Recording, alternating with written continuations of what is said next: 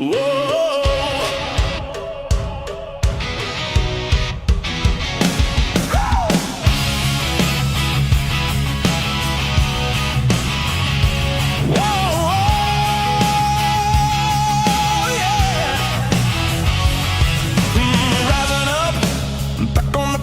My lines, check the spreads. When the distance, now we're dropping these locks. Just the boys in the will to cash big. So many times it happens too fast. You trade your bankroll for glory. Don't lose your grip on the almanac pass. You must bet just to keep it alive. So the pick is in it, it's the thrill of the line. Dialing up to the challenge of the books, and the last known survivor starts his edge in the night. And he's watching us all. The pick is in. Face to face, out on the air, hanging tough, staying sharp. They stack the odds, still we take to the square for the win with the skill to survive. The pick is in, it's the thrill of the line. Dialing up to the challenge of the books, and the last known survivor stalks his edge in the night. And he's watching us all. The pick is in. The pick is in.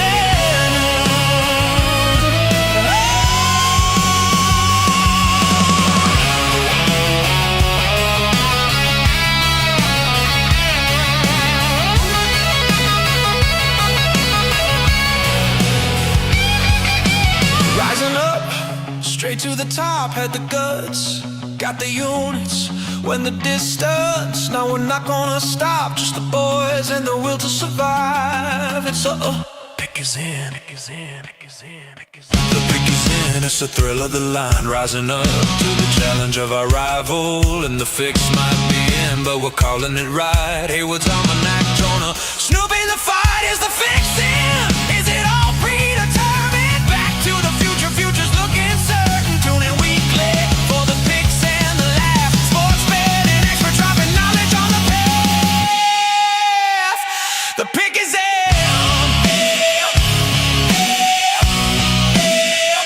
The pick is in.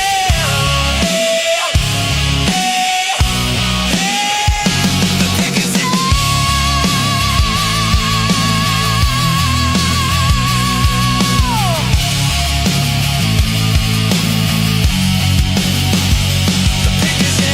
Pick is in, pick is in, pick is in.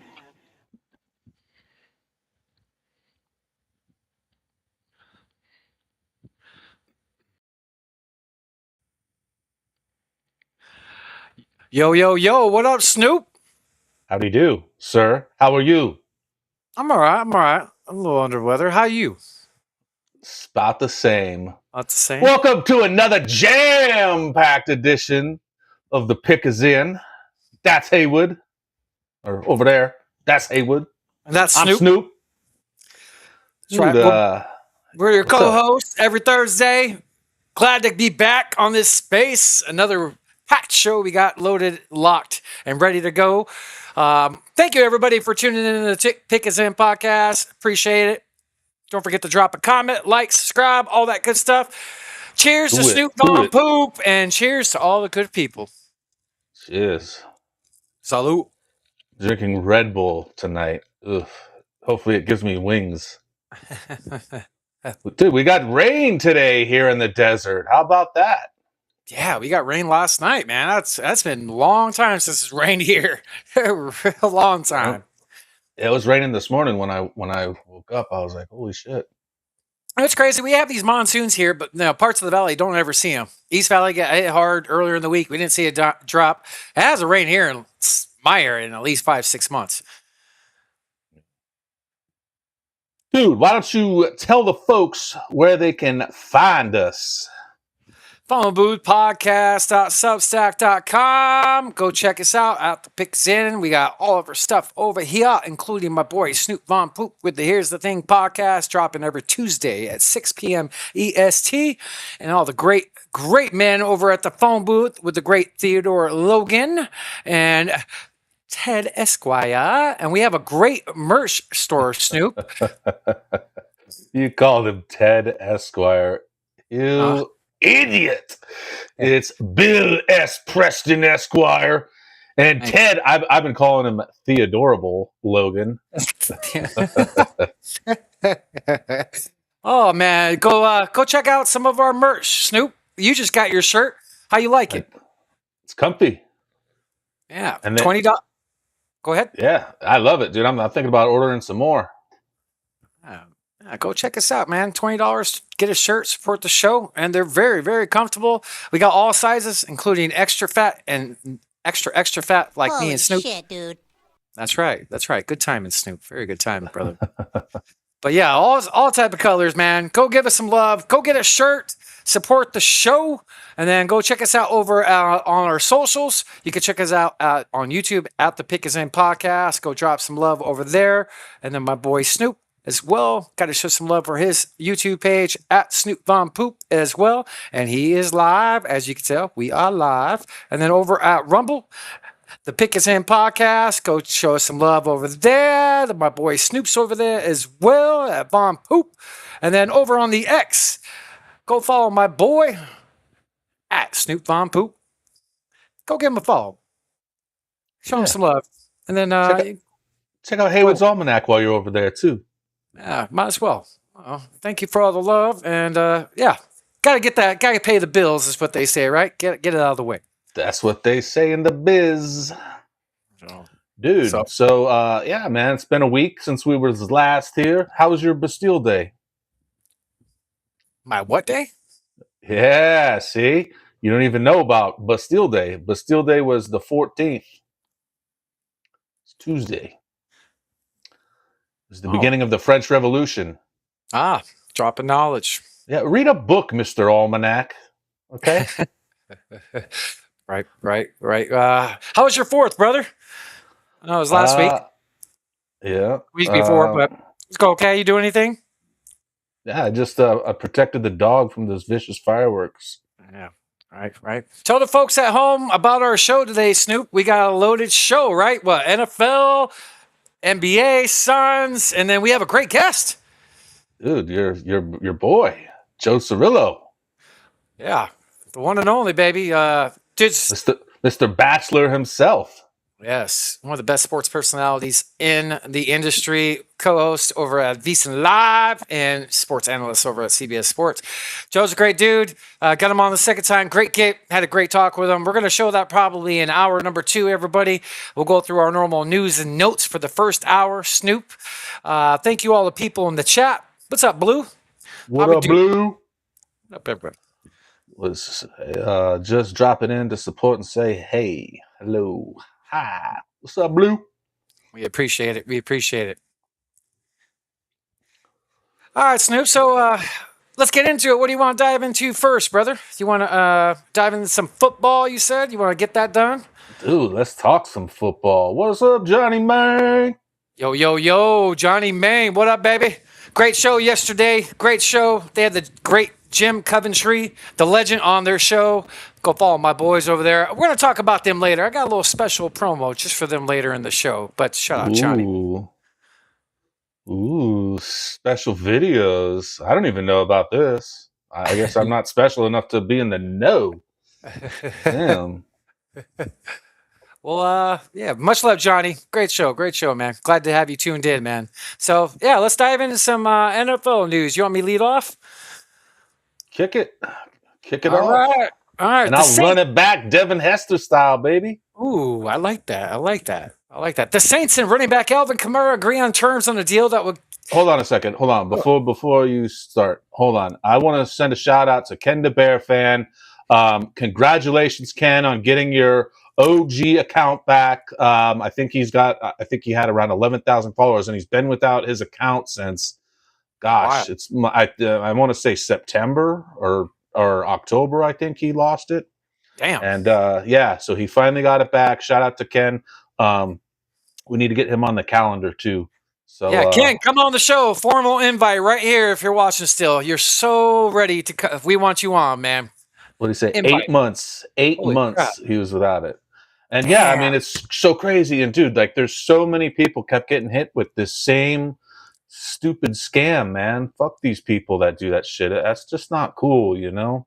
So, You know, hey, you spend tell all this time building an account, you know, and then it can just be snatched away like that, you know, and there's nothing you can do about it, you know. tell the people at home what the heck. If you get a DM about voting for somebody for some type of podcast, is that what you're talking about? Yeah, it's like vote for my podcast through this contest or something like that, and then I don't know, I guess if you do it, like, it snatches your account. But tons of people have been getting hit with it, and not even podcasters, some of these people. So So, yeah, dude, Ken, go on, Sean, brother. Oh yeah, oh yeah, dude, that's good. That's awesome. You got his account back, man. That's just recently, huh? Right? yeah, he just messaged me just a day or two ago. So yeah, I'm excited, you know, for him, dude, because I think he got kind of you know, bummed out when it happened, and I would too, man. Like, if I lose this account, I'd be like, "Fuck, man, it's hard to build, man, from the It takes, beginning." I mean, you yeah, know, takes forever to build, man, and it takes a lot of work and time. So, all you people out there, if you ever get a DM for someone randomly, if you know them or not, or just follow them, don't open it or don't vote for people. If they ask you to vote for anything, podcast, this, that, it's just a scam. That's all it is. They can automatically take your account. So, report it. Let the people know. yeah, dude. Yeah. The guys I have on the Here's the Thing episode this week, Josh and Zach, their account, same thing, got hit. Dude, our friend Kevin, Sun's Armband, Yeah. his friend got hit. Dude, so it's just like that's three people just in the, you know, a little circle of friends, and it's just like, whoa, I get them everybody's getting randomly, it. probably like once a week for somebody saying that, like, hey, vote for me here, vote for me there. Yeah, I just delete them. So let's dive into it, Snoop. Yeah, all right.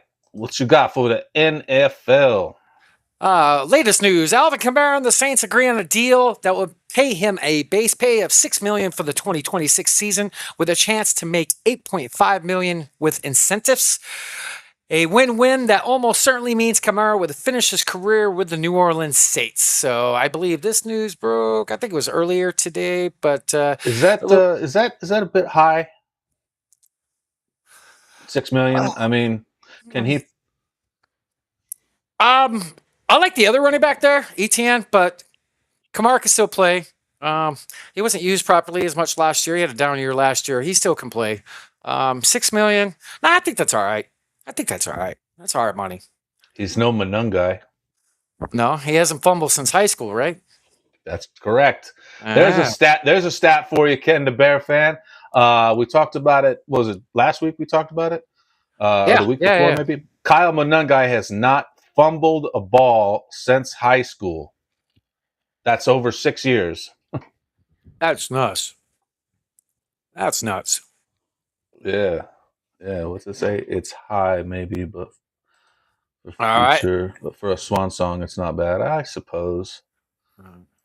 Right, right. So, in other news as well, Cowboys wide receiver George Pickens officially will play the 2026 season on his $27.3 million deal franchise tender after Wednesday's 4 p.m. Eastern deadline for tagged players to agree on a long-term contract has passed. So, 1 year, $27.3 million. This guy balled last year. Better stats than CeeDee Lamb. He straight up balled out last year. That's a lot of money, Snoop, for a guy that's only had one great year. Do they have the best wide receiver room in football? It's up there. Yeah, it's up there. I would say it's in the conversation. Will the Bears Cowboys make the playoffs? never. No. No. As Nick Wilcox says, the Cowgirls is what we call them around here. Cowgirls. So in other news as well, an investigation in Geno Smith for an incident which resulted in a woman accusing him of battery last month is no longer active, as the charges have been dropped. So no disciplinary, no charges there for Geno Smith. And hey, have you ever heard of the fantasy football guy Marcus Grant, Snoop? I don't know why. Why would I know this name? I don't have it pulled up, but look how similar. Marcus Grant. If I could pull up a picture of him. Marcus Grant and Geno Smith. Look. So here's Marcus Grant on the right, right? Okay. By the way, shout out to Tip Major. He's doing a podcast with the great Marcus Grant starting next week, or starting this past week on Tuesday. So that's Marcus Grant, right? So Man, that guy on the left looks like a car coming down the road with both doors open with those big ass ears of his. he does have big ears, dude. He does have big ears. But he looks in the face, they look like each other. Anyway. Oh, okay. Anyway, did you hear about the Seattle Seahawks being bought and purchased for a record $9.6 billion? Damn. A group led by San Francisco 49ers limited partner Vinod Khosla has agreed to purchase Seattle Seahawks for that record amount. Pending approval August 26th. Looks like everything's going to go through. That is a shit ton of fucking money, Snoop. It is now, look at this, Snoop. It is now worth the fourth most money of any sports franchise in all the four major sports, just behind the Lakers. That's nuts. So, like Ken says, winning the Super Bowl up the price about $3.2 billion. So, how come the Chiefs aren't on there? I mean, they just won a couple Super Bowls. I mean, I don't know. Just they should go that's on wild. too. That's wild. That's a lot of money. So I believe That's a lot of Yeezys. I think the team was bought for $197 million back in 1997. So that's a damn good profit, man. That's a lot of money. And I agree, the Super Bowl winning that definitely helped get that money up. But that's a lot of loot. That's a lot of loot. That's a lot. Imagine if the Bears win the Super Bowl this year. Which could happen. Ooh. Which could happen. What's that? $20 billion team then? Yeah. So in one of our August shows, Snoop, I'm going to do a future segment, and Bears winning the Super Bowl is probably going to be a bet I'm making as a red. So keep your eyes peeled for that. Sad news in the world of football. The Houston Texans co-founder and senior chairperson Janice S. McNair passed away peacefully in Houston a couple days ago. The McNairs are legendary when it comes to the game of football.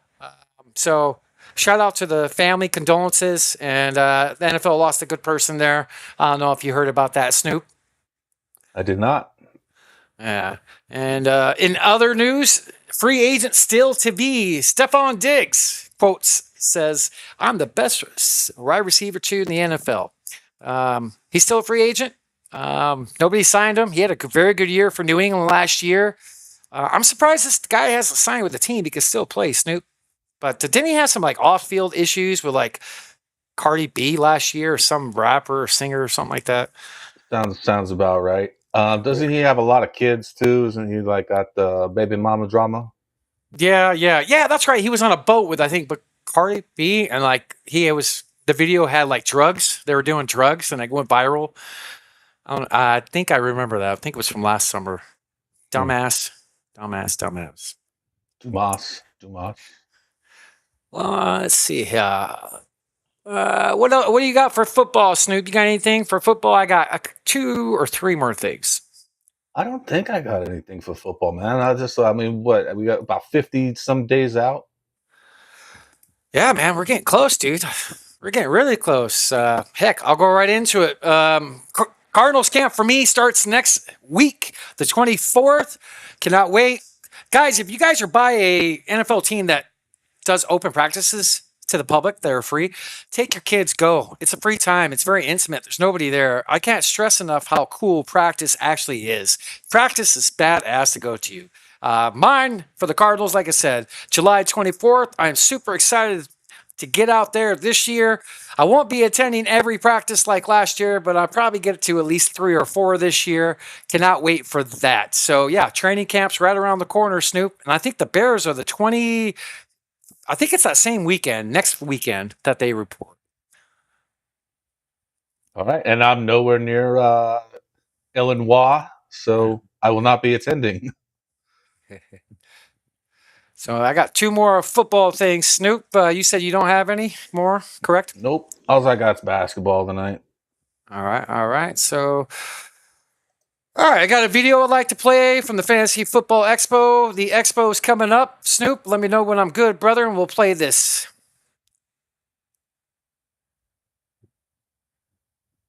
What if I just kept sitting here for all night, never telling you you're good? Like we'll just sit here for like 5 more minutes. There's so much involved with the Fantasy Football Expo. If you play fantasy football and you're not here, you're making mistakes. If you want to win your leagues, if you want to meet some of the content creators who you spend every day with, and this is the place for it, man. I'm a part of a draft right now, which is so much fun. There's so many things to do. Everything from a poker tournament to cornhole. Every single piece of fantasy football is here, so there's no reason why you shouldn't come. Get your tickets, folks. Tickets still available. July 24th through the 26th, coming up soon. If you're a fantasy football junkie, get your butt out there and have fun. I wanted to give a special shout out to my boys Johnny Main and Nick Wilcox for DA Fantasy Football Show they had yesterday. I want to show a little clip. They had a legend on their show yesterday, the great Jim Coventry. Man, this guy's a Hall of Famer, been in the industry 32 years. Great show. I'll go ahead and play a little clip. If you guys look for some fantasy football advice, this is a great show to watch. These are my boys, so shout out to them. A player that changed teams that will have the biggest impact this season. Change teams and will have the biggest impact. Got to think to DJ Morwell. DJ Morwell. And you know what? I don't like the 480 or so pass attempts that Buffalo's thrown the last couple of years. But Sean McDermott's gone. And that team's been hemorrhaging defensive talent for years. McDermott stitched it together. That defense is going to be in free fall. And I know they got some easy games. They're going to have to score points. This is going to be a Buffalo team. They're still going to run. They're going to have to throw. And like I said, they have no other outside receiver. And DJ Moore, when you see Josh Allen buying time, that's deadly. Deadly. And DJ Moore is that receiver who can ad-lib. That's going to be fun. So shout out to my boys over there. That was a great show they had yesterday. Snoop, what are your thoughts on the guy, Jim, saying DJ Moore? I don't disagree. I mean, he's a great target to have, you know. I think he just didn't fit right with the Bears. You know, we got a couple of studs coming up, you know, with Luther Burden and Rome Odunze. And but yeah, I mean, he's a great target to have, especially like he said, you know, with Josh Allen building time, you know. They have no outside receivers there. He's going to play outside. I think I think Jim's right on point. I think DJ Moore. Stephon Diggs should sign there. Right. But I think DJ Moore's going on average round, 6th round in fantasy drafts as of right now. He probably is going to creep on up. That's a guy to look out for. Josh Allen, great quarterback. He doesn't have an outside receiver. I could see DJ Moore resurrecting his career there, to be honest with you. And it was time. Like you said, you have a young nucleus of receivers. And wasn't he the highest paid Bear coming in this year, too? Like, as far as cap? Dude, that's a Ken the Bear question. Yeah, no, I think he was. I think he was at like $28 million is what Mason, the great Dr. Mason West said when he was on. But did he? Yeah, but I believe it. So shout out to my boys, Nick Wilcox and Johnny Main, Fantasy Football Homeboys. So go check out this show. All right, Snoop. Ken says DJ Resurrecting. That's going to be my new DJ name. Ooh. DJ Resurrecting. He was near the top money-wise in Chicago, yeah. Thank you, Ken. Thank you, Ken. Ken, got a question. Does Ken know Mason West? Maybe. Hey, put in the comments, Ken. Do you know Dr. Mason West? He's got the Bare Bones podcast. He's been on the show twice, Snoop? I believe. Once. Yeah, I think once or twice. Yeah, so good guy. He's got a good show. So speaking of resurrecting, I got a funny little video we could play real quick. been some times over the years. Apparently Jesus is fed up with all the heathens and all the debauchery that's been going on lately, and this man, this demon, trying to take on Jesus. Who the hell tries to take on Jesus? Somebody from hell. That's it, as Jesus delivers a big right and a holy cross, and man, he just falls into the depths of concrete hell. Jesus is like, stay down, child. And obviously this man, this demon, is trying to attack Jesus again, and Jesus showing mercy. What a battle we witnessed here tonight. Jesus obviously gave this man many chances. He turned the cheek, but as soon as he turned the other cheek, it was game on. And you can see Jesus is like, you know what? I knew you were going to throw that shot 2,000 years ago. Who do you think you're fighting? John Wick? As Jesus continues to press forward, the demon isn't backing down whatsoever. Comes in asking, you want to taste the Holy Spirit? Booyah, there you go. Doesn't look like the Holy Spirit is taking over quite yet. So he's like, booyah, let me cast that demon right out of you. At this point, you would think that Felipe would be asking Jesus for forgiveness, but Jesus is like, I've got other people to tend to here. I'm a very busy guy. Looks like he's still got a little bit of demon juice in him, and it looks like he's going to try and take a swing on Jesus. And Jesus already knew that he was going to throw that punch, obviously, 2,000 years ago. And Jesus is like, final strike, you want me to send you to the depths of hell? And it looks like the demon has left Felipe as he walks away and goes, nah, we're good. I owe Lucifer $20. I love the replay. Right? I love the replay. So you bring up resurrecting, and we'll give you some resurrections. Before we dive into basketball, Snoop, there is something I need to pull up. I totally spaced this part. What you got? What you doing? I totally forgot to go over the betting recap. So I haven't put this up in a couple weeks. So here's the show's betting recap. I'm kind of laying low. Good night, Blue. Good night. So I think I placed like 5 or 6 bets this past week, which I always post to the show. We are 11-54 and 369 on all legs. We're up 34-41 on bands. So keep your notice on. What I usually do is when I do make a wager, a bet, I post it to the show on Twitter in the comments. I usually do a link, picture of the bet, and what dollar amount for band size. So I haven't done this a couple weeks. Stay on the lookout. Let's get some bets and win some money. So Snoop, what do you got for NBA, brother? What do I got for the NBA? Dude, I got so this is from maybe 2 weeks or so ago. Let me see here. Let me remove your thing. Dwayne Wade's son Zaire arrested for felony domestic violence. I did not hear about this. Yeah, let's see here. We'll go to the article. Dwayne's son has been arrested for felony domestic violence. Zaire Wade, NBA Hall of Famer's eldest child, was arrested and booked by the Burbank Police Department on Sunday. He was booked on 3 charges: felony domestic violence, criminal threats, and false imprisonment. And an emergency protective order has been issued. So sounds like a little trouble on the home front for Zaire there. Is Zaire's not the transgender one, is he? Like, I have no idea, Snoop. I have no idea, brother. Yeah. But so yeah, that's not good for Dwayne Wade's son. Did not know that. Zaire. And let me see here. What else you got? Well, go ahead and talk about your NBA stuff because we pretty much have the same things. So okay, and then let's pull it. Yeah, go ahead. Let's pull it up. Victor Wembanyama. How do you say his last name, Snoop? Wembanyama. Come on, you're gonna have to say it, my nun guy.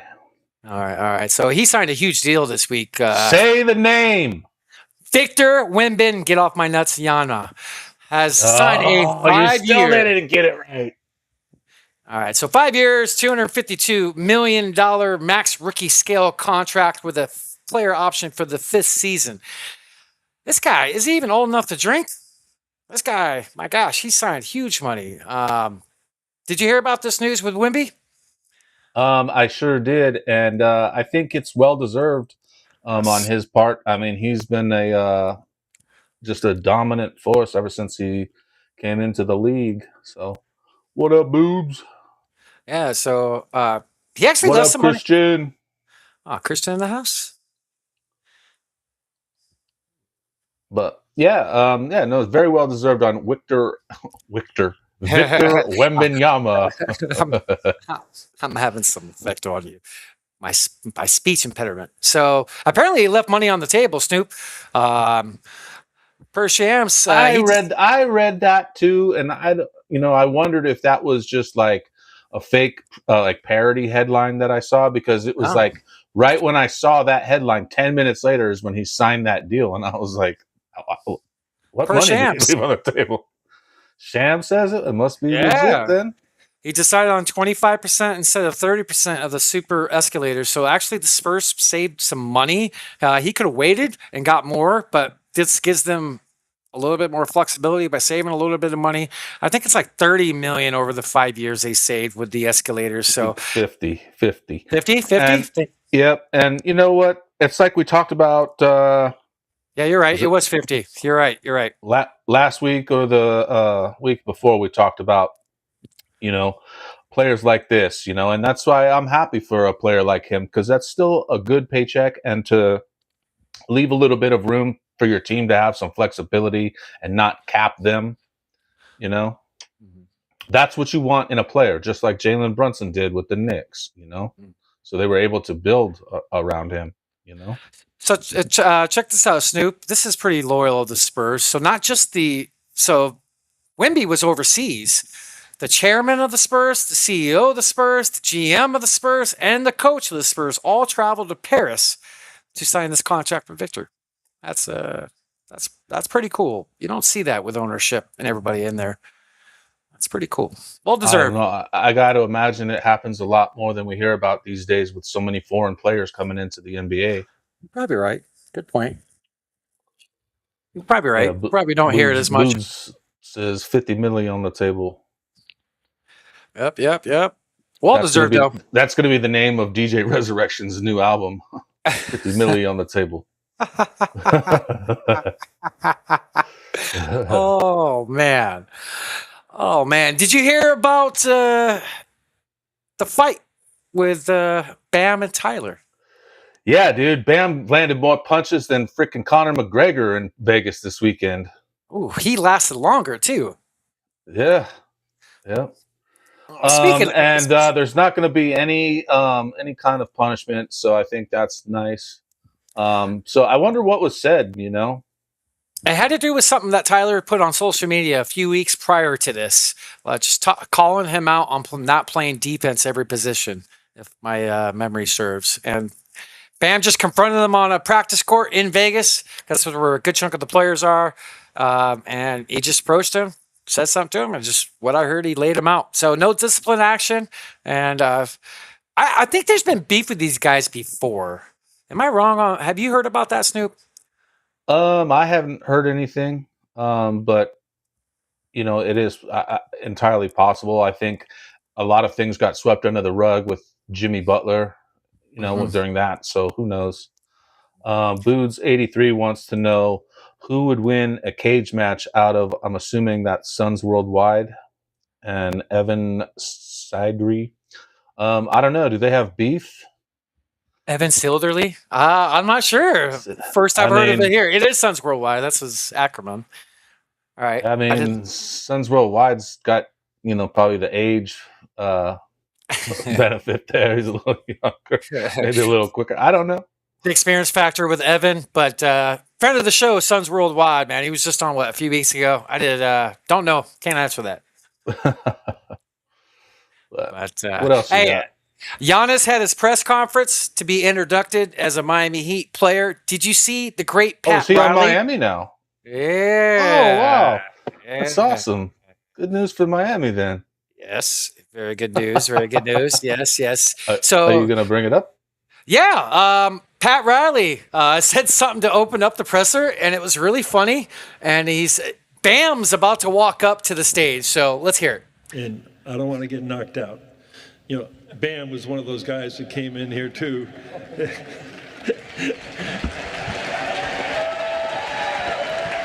Bam was in 2019, came in here, and he's been basically the foundation of this organization. And dude, Pat's still looking all right up there, brother. How old is he now, man?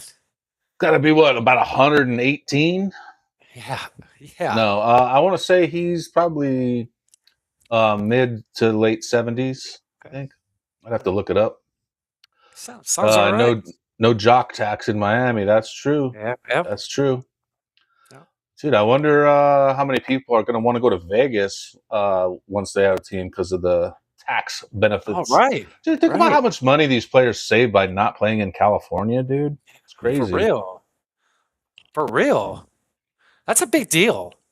And like, you hear about these players getting taxed the max, like if they have a playoff game in California or something like that. Yeah. Like the NFL guys, they have to pay a lot more money. Great point, Snoop. You're right. If you play in California, your check from the NBA is where you play that week. So you're right. You don't have to be a California team to get taxed. You just have to play in the state. That's crazy. Yep. And the taxes are nuts. it's considered remote work in that area. Right. So Giannis at the Heat presser on his intro. Yeah. You always share about the Miami Heat culture and that guys work hard, guys are very disciplined, guys are very driven, and guys are very selfless and give everything that they can to win games. And I always was curious, what makes them so unique. In my career with the Bucks, we try to kind of recreate that. We try to create a culture that we come in here, we do our job. It doesn't matter who shines. All that matters is winning. And everybody leaves their kids behind, their wives behind, their husband behind, the people that they love behind for the common goal, which is to win. We spend more time with our teammate and the staff than with our own family, right? So if we are going to do that, we got to have the same mindset that at the end of this road, we might have a chance to win the championship. And I saw that Miami, when I started playing basketball, I think the big three was around 2010, 11, 12, 13. I think those are the years. Prior to that, I'm not gonna lie, I never watched the NBA basketball, so I didn't know much. But I kind of grew up under that era. So I know the expectations that this team has. I love pressure. Coach Spo talked about pressure, and I think I thrive pressure. I think I need pressure at this time of my career. I think in order for me to go to the next level, I got to get out of my comfort zone, and I feel like Miami was the place for me to be. We are very like-minded as a team, and me, and it was a no-brainer. I wanted to be here. I'm excited to be here, and I want to get to work. So yeah, I mean, I'm excited. And listen, I don't think you're getting out of pronouncing his name. So go ahead, let me hear you say it. Giannis. Freak. Come on, Freako. Say it. You first. Tupo. Like that guy video you showed me. Tupo. Acapulco. Yeah. Was that Toad? Or no, that was the Jersey Jerry guy or whatever. Yeah. Yeah, like 20 different ways of not saying his name right. I bet Toad says it fucking right. I bet he does. I'm gonna ask him. I'm gonna ask him to make a video saying Giannis Antetokounmpo. I liked what he had to say. He said he can go up to that next level. Is he saying he could play better than what he has? Can he still excel on his game? I like what he said about going out of his comfort zone too. He's a small market type of dude as far as attention. He likes small markets. Everybody that knows that. So good for him. Going out of his comfort zone, and I'm sure Pat Riley was the mastermind of all that. Yeah, what is he? Is this his 14th season? Maybe some more. up there. Some up there. Yeah. I don't know, man. Maybe Bam takes a little bit of the pressure off of him. We'll see what happens with Miami. We got to see what happens with LeBron James. I really think Miami could be the leader in the whole LeBron James sweepstakes, if you want to call it that. 13 years, Snoop. 13. 13. Okay. So I very easily see LeBron ending up there too. And if that happens, then I think, it takes a little bit of pressure off of all of them. I just hope we don't see a situation where you have guys just, load management, and then like the Paul Georges to play 40 games a year, shit like that. I don't want to see that kind of situation down there. So, I mean, if Giannis plays 65 games and he's, top tier, then great. But anything less than that, and doesn't get me excited. Right. I think ball-wise, like I said before, LeBron on Miami, he could be a facilitator. I kind of like that move. I really do. So allegedly, Rich Paul was in Vegas, and he was wearing a sweater type something, and then underneath he wore had a T-shirt, and some fans deciphered that it was a Miami Heat shirt based on part of the shirt that they could see. So, and it's like a new shirt too, Miami Heat shirt. So, yeah. Did you see the Steve Kerr video in Vegas talking about LeBron? I did not. So that's going to roll in our next segment here. I'll pull it up. So the LeBron James inching closer for a decision. And let's see here if I can pull it up. In Las Vegas, all the players and coaches and GMs there. This is Steve Kerr getting asked by a fan about LeBron James on the Las Vegas Boulevard. Am I good, Snoop? Yeah. Good. Hey, we need to get LeBron, man. But we need LeBron. LeBron. Oh, we got him. Okay, that's good. And put that on Twitter. Okay, I got you. Was he trolling? Absolutely. Steve Kerr is the ultimate troll. I believe we've talked about this on a podcast. I made him the Golden Poop Award winner one day because he is a joker and a troll, and he played a lifetime troll joke on his son. He named his son Nick. Nick Kerr. Nick Kerr. This is a troll. Knickerbockers. Can you believe that? Wow, I did not know this. No, you gave him a Golden Poop Award? I did, just for that. No shit. I did not know he was this big of a troll, but yeah. Wow. Yeah. You as a Miami fan, do you want, I'm going to ask you this until it happens. How would you feel if you signed with him tomorrow? How would you feel about that? I'd rather have a point guard, but I'll take a LeBron James, I think he could be. I think LeBron James adds to the team. I don't care what anyone says. It's not the player I would want first, but like we've talked about previously, there's not really a strong point guard market right now. So I think maybe if you throw LeBron in the mix, with Davion Mitchell, I think you've got a strong defense and some guys that can get it done offensively as well. Could you see him taking a huge, could you see him being like a 10 to 12 assist guy plus if he came there and can kind of change his game a little bit more to LeBron James? Yeah. Well, what did he average last year? 7, 6? 7, 6.5, 7, somewhere around there. Yeah. You're talking double almost. That's a lot. I think he could. I could see him getting 8 or 9. Okay. Okay. I think he's going to take too many shots and too many fast break jams, in order to, he just won't get that many assists, especially when you have another point guard out there as well, Okay. All right. So speaking of LeBron, KD was spotted at the MLB All-Star Game, and he was asked about LeBron James's next destination.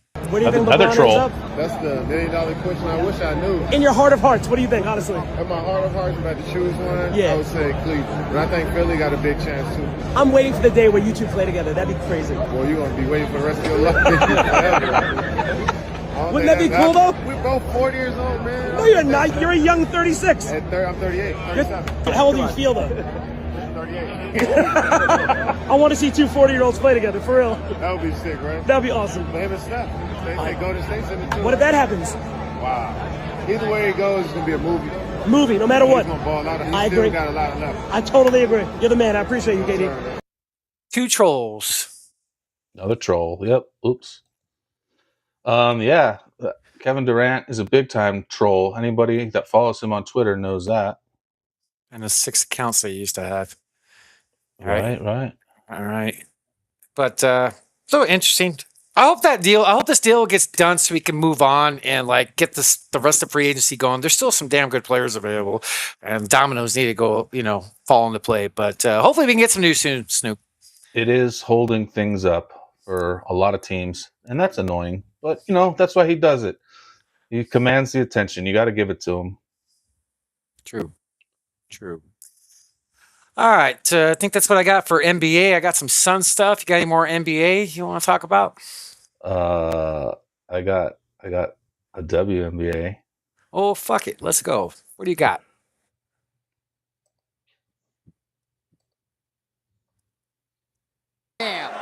Indiana Fever. Let's start it over. Our referee for the co-main event, and Sophie Cunningham. Indiana Fever guard in the WNBA. Caitlin Clark's on-court enforcer, handling the octagon card duties for round one. Nice of Red, Chrissy, and Brooklyn too. Of course, Snoop. Of course. Any chance I get to play a Sophie Cunningham video on the podcast, we do. That was longer in the fight than the main event. Speaking of, I didn't have that prepared. Condor was hurt before that fight. I heard this as well.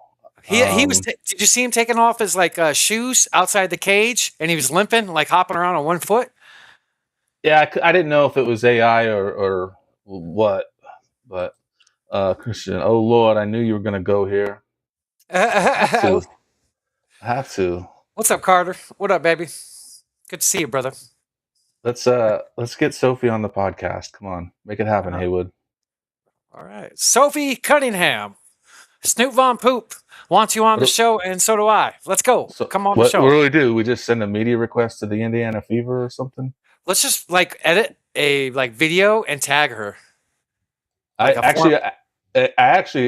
have a video that I'm about to make, and she's going to be in it. So, dude, I'll tell you off stream what I'm going to do. Yeah, okay. All right, so let's roll on some Suns news. I think we're all done with all other teams. You know what, dude? I got a bit of Suns news. I forgot I had this. What's this? Free parking all season long. Suns are offering free parking this year for all new season ticket holders who buy lower level tickets. So for those that don't know what a savings that is, so that's 41 games, and let's say you're saving $30 a game. That's a nice little savings. Dude, Ishbia. Shout out Ishbia, best owner maybe in the NBA. Dude. That's pretty dope. And we were talking about parking with the D-backs last week with shout out to Mr. AZ Sports. Maybe we can reach out to him and have him on the pod sometime. But yeah, what was it, like a weekday game? Parking was $40-$50 at a Diamondbacks game, right? Parking's ridiculous. And that's so badass. Our owner is sacrificing his own money to give back to make it a better experience. Take that money you're spending on parking and spend it with your family inside the game. That's awesome. Yep. I love it. Oh, dude. Let's see here. Did you hear about, let's see if I can pull it up. Miles Bridges. Some more news coming out. Let's get into that real quick, Snoop. Tell me about it. All right. So from TMZ, Miles Bridges' ex accused of assaulting the NBA star. Not him getting accused of, but her for throwing water on him. And there's an incident involving the children. This is something recent, so it's something to look out for. Hopefully it is just something on her end and not his end. I'm not going to read the whole article, but it's basically in a nutshell that they got an argument. She threw something at him, water and some other things, and the kids were involved. So Miles claims that it's false, that what she's trying to attempt as well, but charges are being pressed on for her. Good. You know what? These hoes ain't loyal. And it's about time they start, having their fair share end of things, because a lot of these women instigate these guys. And, I'm not saying these guys are right for attacking. That's never right. But, you know, a lot of them try to instigate it. I had an ex that would fucking purposely try to get me upset and try to bring that out. And I was like, what the fuck? What is that? That's bullshit. Yeah. Yeah. So keep your nose clean. Have a great season. Get paid, extended. Let's go. Let's just drop all this in the rearview mirror. So Sun Summer League's been going on, Snoop. Let's see here if I can pull it up here. All right. So, all right, here we go. Cool. All right. Suns are sitting in third place in the Summer League at 3-1. It comes down to point differential to be advanced. The final four make the semi, so the Suns have a chance of not playing. They're waiting on games to be played. It's a point differential. So coming in today, the Suns were plus 15 on the points over the teams that are chasing them and trying to get. So the top four go. So did you see the type of stats that Man has been doing? Molly Watch. Yeah, was it around 20 and 12 or something? Dude, he's balling, bro. He's 19 and 11 against the Blazers, 15 and 15 against the Pelicans, 21 and 10, 23 and 15. And then news came out today. This is actually good news, something we talked about last week with Eric Ruby about our best players on the Summer League not being played after the first few games. So Molly Watch, Fleming, and Koa Pete are no longer playing in Summer League games because they're just frankly too good for the competitions. Man's balling, bro. Man is balling. That's great to see, man. Great to see. I got a little clip from our boy Eric Ruby. He had Tim Legler on his show last week talking about Molly Watch, and I want to show that real quick. Am I good, Snoop? Yep. I think he took an enormous leap forward. You always have to put it in context. These aren't full NBA rosters. He's not doing it against the level of size, athletic ability, speed that he's going to have to do it against when you get to an NBA regular season game. But it doesn't matter. Like, the bottom line is he showed progression, stepping out, shooting the basketball, his intensity in the paint. I thought his energy, his enthusiasm to be there, because look, not every second-year player is always super enthused that they're asking him to go to Vegas. This was really important for him to be there, and mostly it was important for him to be dominant, and he was. I think he took an enormous leap forward. Great to see, great to hear, and great that he's not playing no more. And he went beast. I watched 2 of the games. He looked great, bro. He looked great.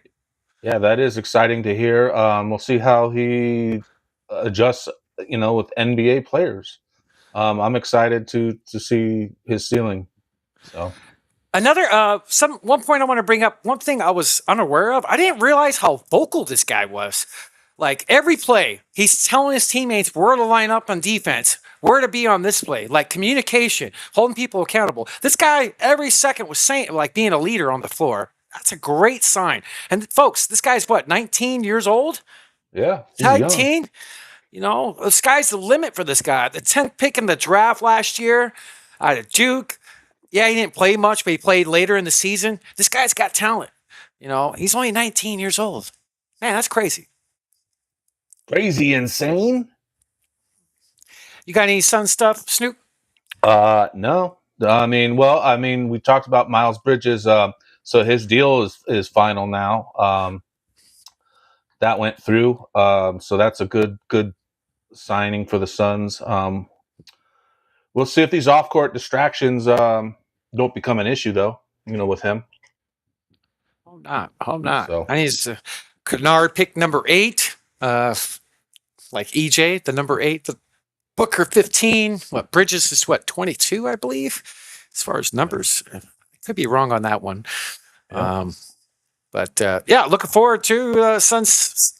Camp starts in September, so we'll see how the Summer League plays out. See if we're not done. I mean, we got a great young nucleus, and that's what it's all about. If our young core just keeps growing and growing and growing, Booker will have some running mates to help him.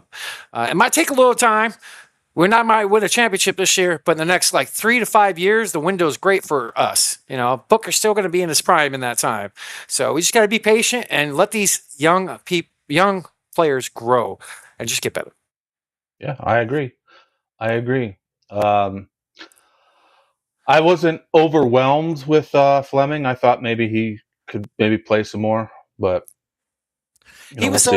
he had his stats looked good for the summer league. 2 of his games he looked a little off. 2 of his games he looked really on.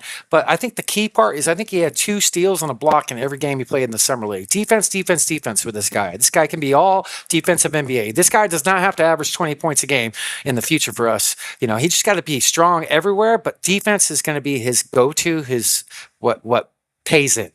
So keep growing. All right. What you got next? Well, shoot, I did forget about something. So our boy Eric Ruby in Las Vegas interviewed Shams out there, but it is kind of long, Snoop. I could fast forward it. Should we play this if I fast forward it? No. Okay. Just talk about it because I we don't can want to talk about it. steal their content. Yeah, no. Just shout out to him. If we could take it off the screen. Just basically everything we talked about with the contracts.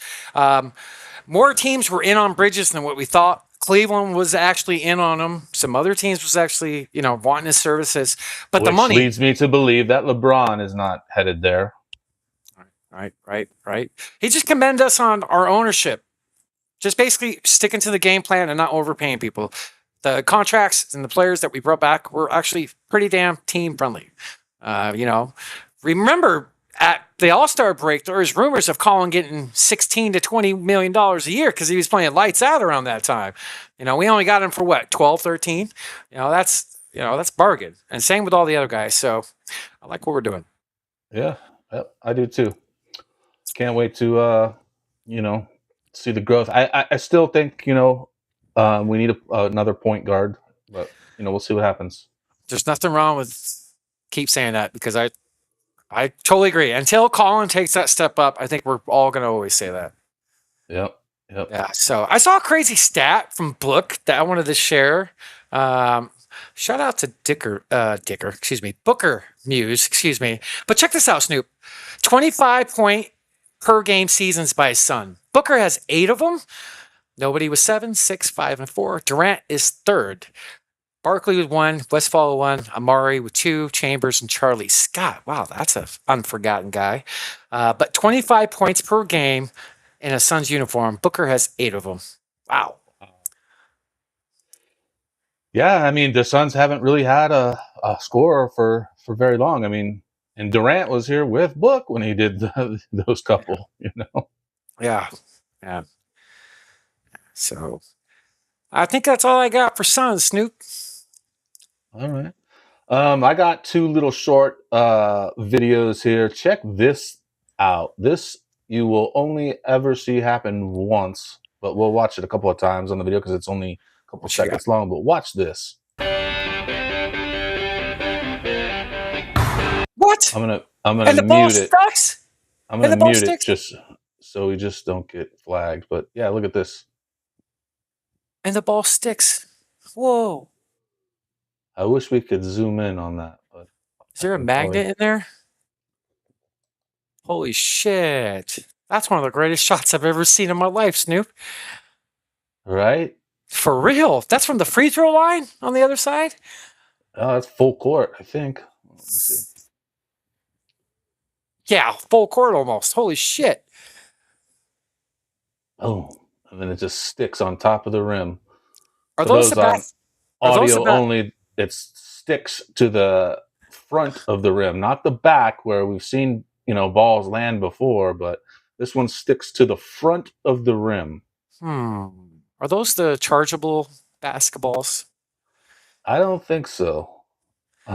That's Ken says, great. give me a good AI guy and I can make that shot. Right. Then go ahead. Talking about practice, AI? Right. What the fuck? What?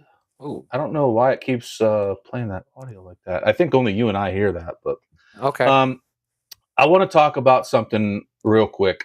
Who would you say has the worst shooting form in the history of the game? Bill Cartwright stands out in my mind. And then Sean Marion's is pretty hideous.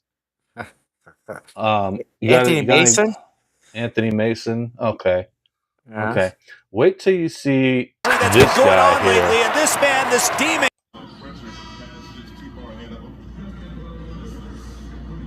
What the fuck? Is that a shot put?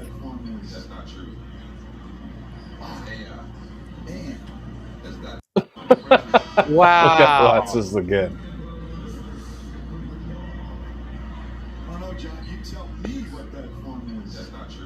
I don't know. That's not technical form at all. Oof, man, that's brutal. Did the shot go in? No. Oh, okay. Bill Cartwright for sure is probably up there for me. Yeah, Bill Cartwright is. Shaq at the free throw line. Shaq at the free throw line. That was pretty awful. The praying mantis of Marion. It got better over time. That's what a lot of people are saying about Koa Pete. His jump shot. He shoots from the chest, kind of like what Marion used to do. As long as it is reasonable to be coached and get better on techniques and your form, he'd be fine. He's Marion shot the ball just fine, even with his ugly looking shot. Oh man, so dude, we got the great Joe Ceraulo coming up here in just a minute, and we got about an hour and one.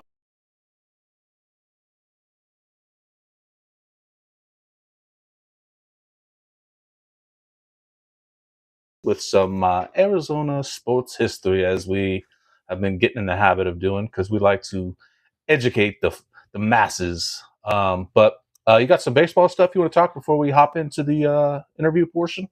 Yeah, we haven't talked much baseball here, folks. One thing I love about our show is we're diversified. We cover a lot of different things. It's not the same thing every week. We cover betting. We cover basketball, insiders, fantasy sports, conspiracies, other things, this and that. Baseball. We're going to talk a little bit of baseball today since, we got the great Joe Ceraulo. Let's pull it up, Snoop. Let's pull it up. All right. So the All-Star game was here this Tuesday out in Philadelphia. 4-0 was the score. The NL got shut out, which is crazy for an All-Star game. And your boy, Snoop, Cody Bellinger, was the MVP of the game. Cub, the guy was a badass for your time. Didn't he help win the World Series with you guys? He was a Dodger before he came to the Cubs, and he did not play on Dodgers World Series, and he went 1 for 19. Hey, we'll see you later, Ken. Have a good night, brother.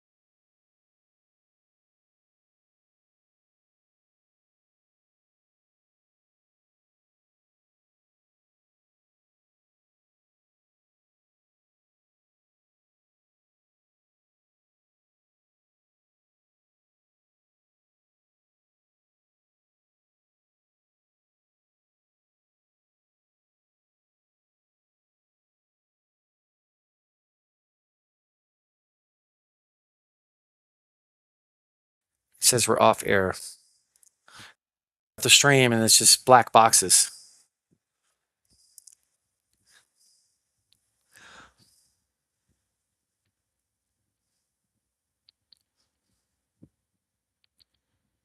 All right. I think we are back. All right. Okay.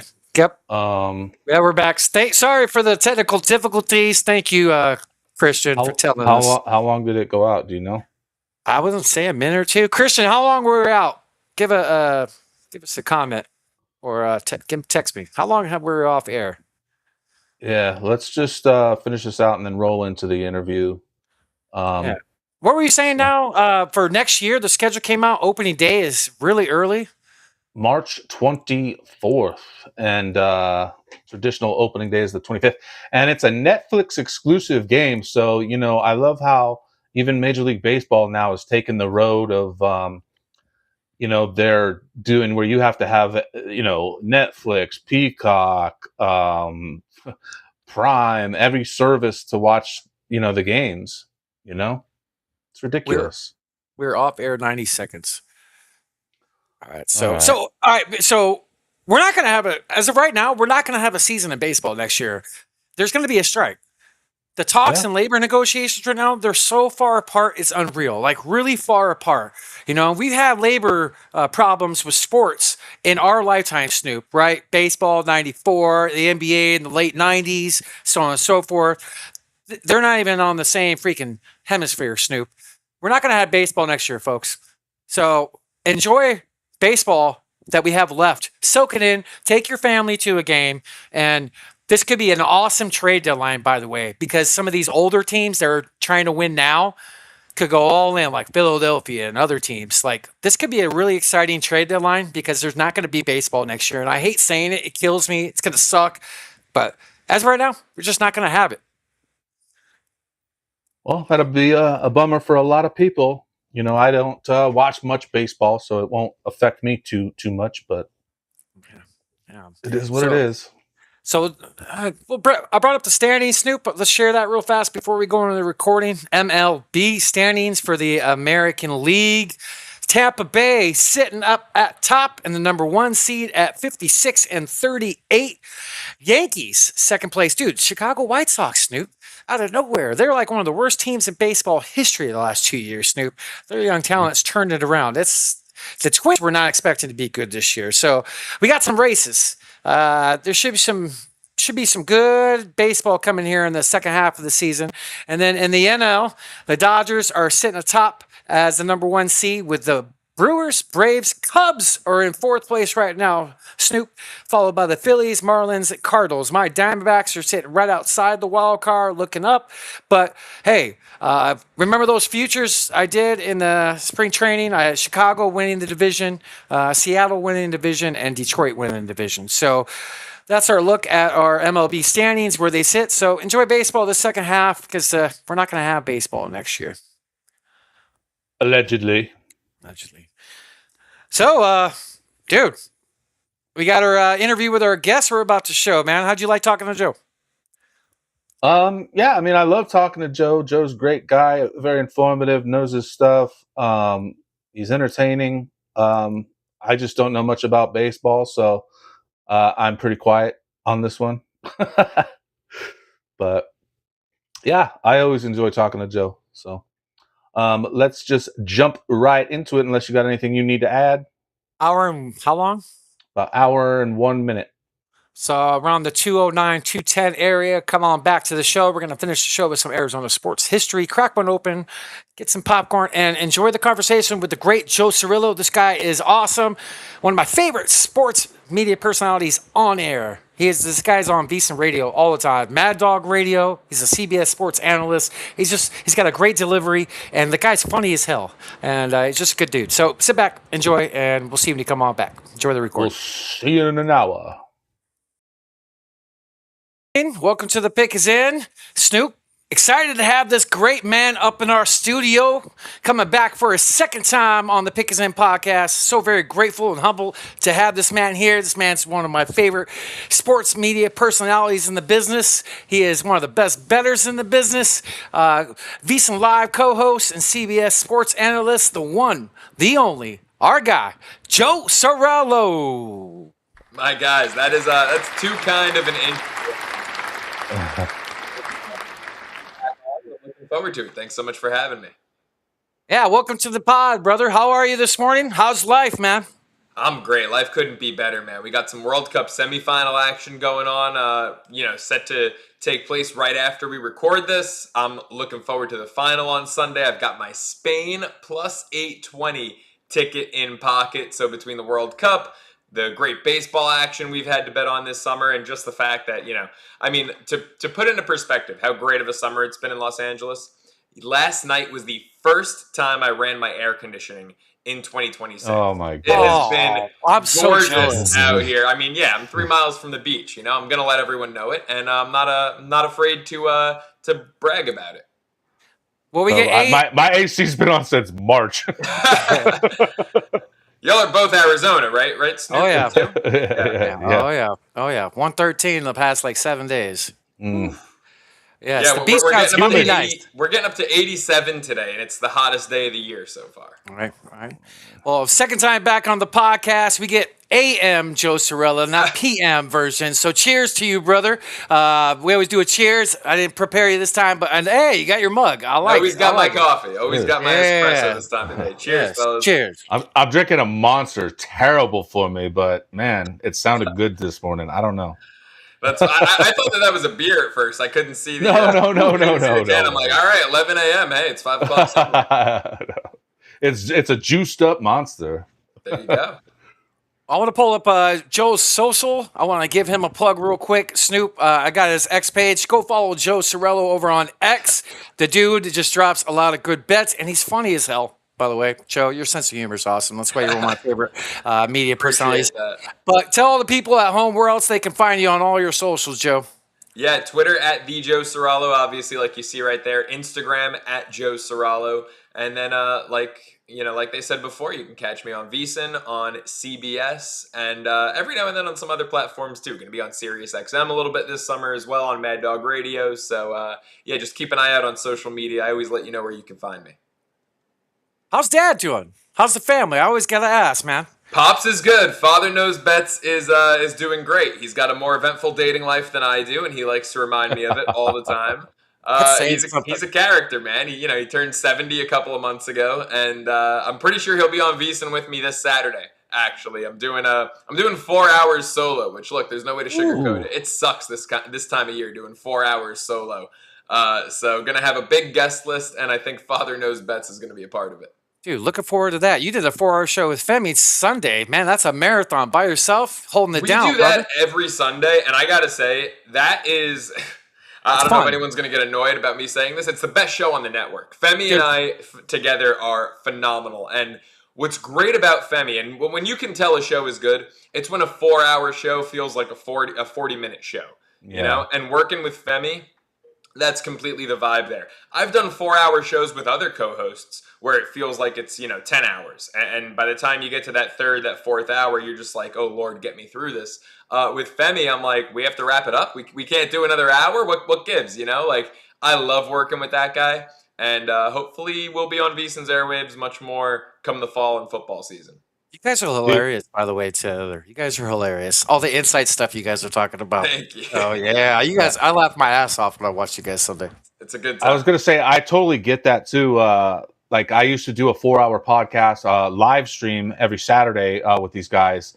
And it just wasn't flowing well, and then so now we've got it down to 3, and it just seems to be like the perfect number. Like, it's like that, like we can get in and do it, and it feels like that 45 minutes, but like the 4-hour ones would just seem to like drag for some reason. Like, I don't know. That's tough. It's tough to do. That jump from 3 to 4 hours, I learned very quickly in this business, is a massive jump. I mean, look, I was doing 3 hours solo 5 nights a week when I was doing Cashing Out every night on VSiN. And 3 hours solo is not easy, but, I got used to it. It was manageable.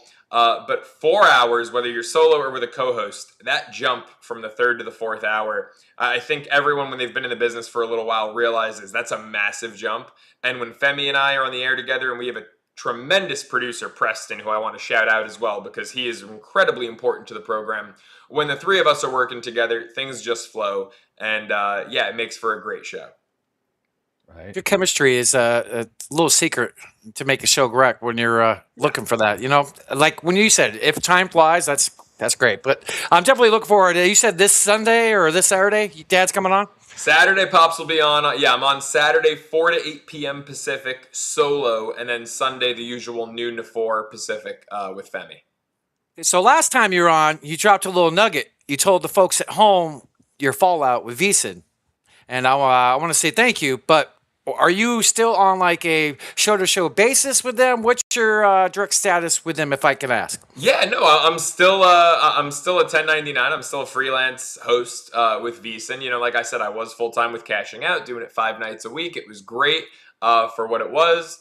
At the end of the day, it was, you know, keep doing it and move to Vegas or be freelance and live in LA. And I chose freelance to stay in Los Angeles. It was just a lifestyle choice for me. But no, things are great. You know, I'm on numerous times every week still. Femi and I have that show. Hopefully that show will expand in the fall. We'll see about that. You know, everyone knows, I feel like it's not really a secret in the industry. August always brings lineup changes. So hopefully there's some expansion in Femi and my futures, because that show is a great product and I just want to keep it going. Is it every like end of summer like that because of the season change? Like, is that why they do it at that time?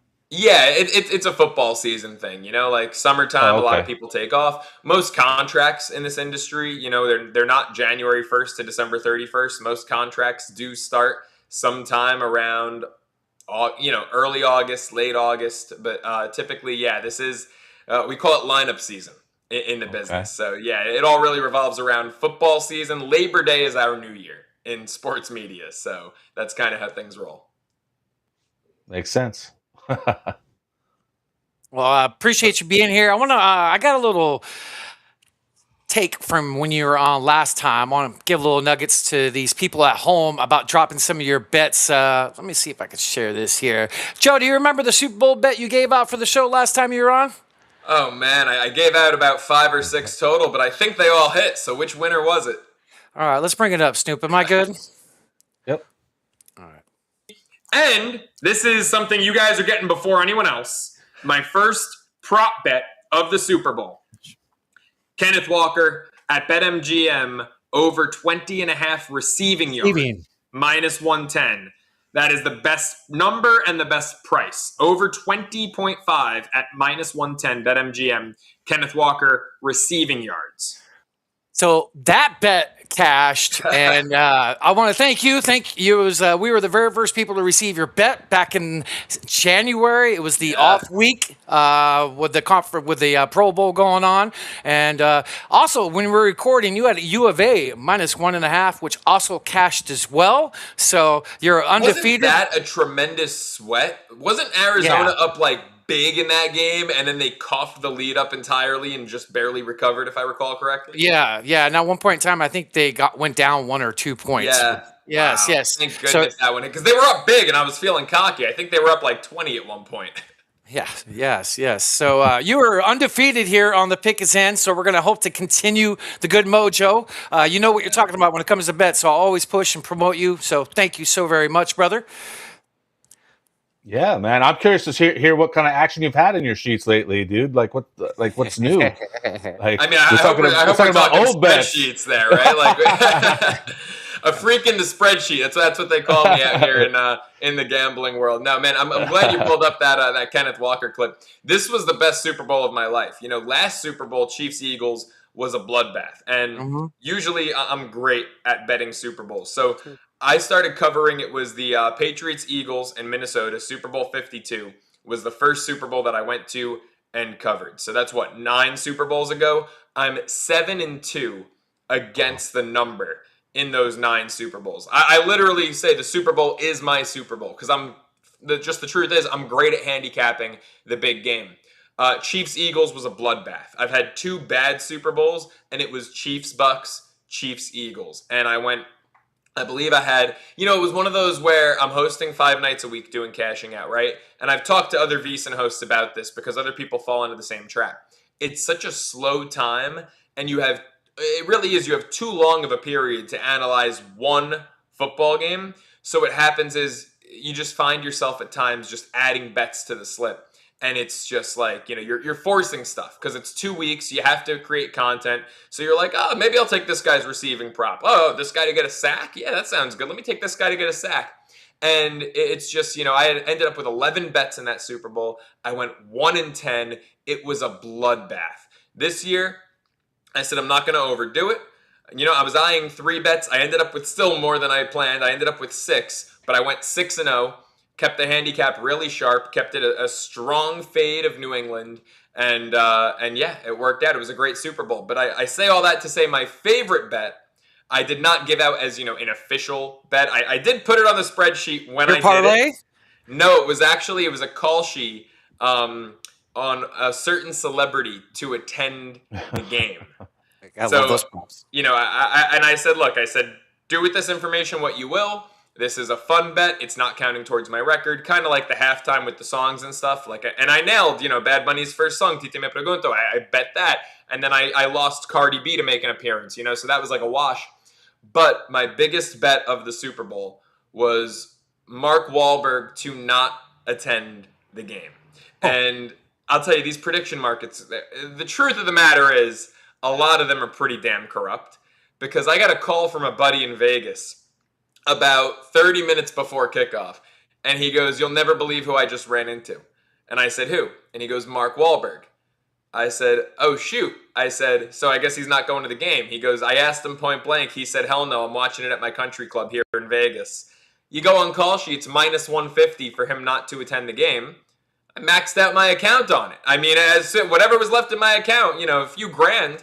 As soon as I got that phone call, he wasn't going to be at the game. And it really does show the prediction markets can be so corrupt. You got to call a spade here. But that was my biggest bet of the Super Bowl, Mark Wahlberg to not be at the big game. Well, he lives in Vegas now, right? Yes, he does. Yeah, so I think he's building like a huge gym there or something. I heard he was trying to build like a mini Hollywood setup, with movie studios and everything. But I think it got denied maybe when they applied with the state or something. I remember hearing something about it maybe a year or so ago.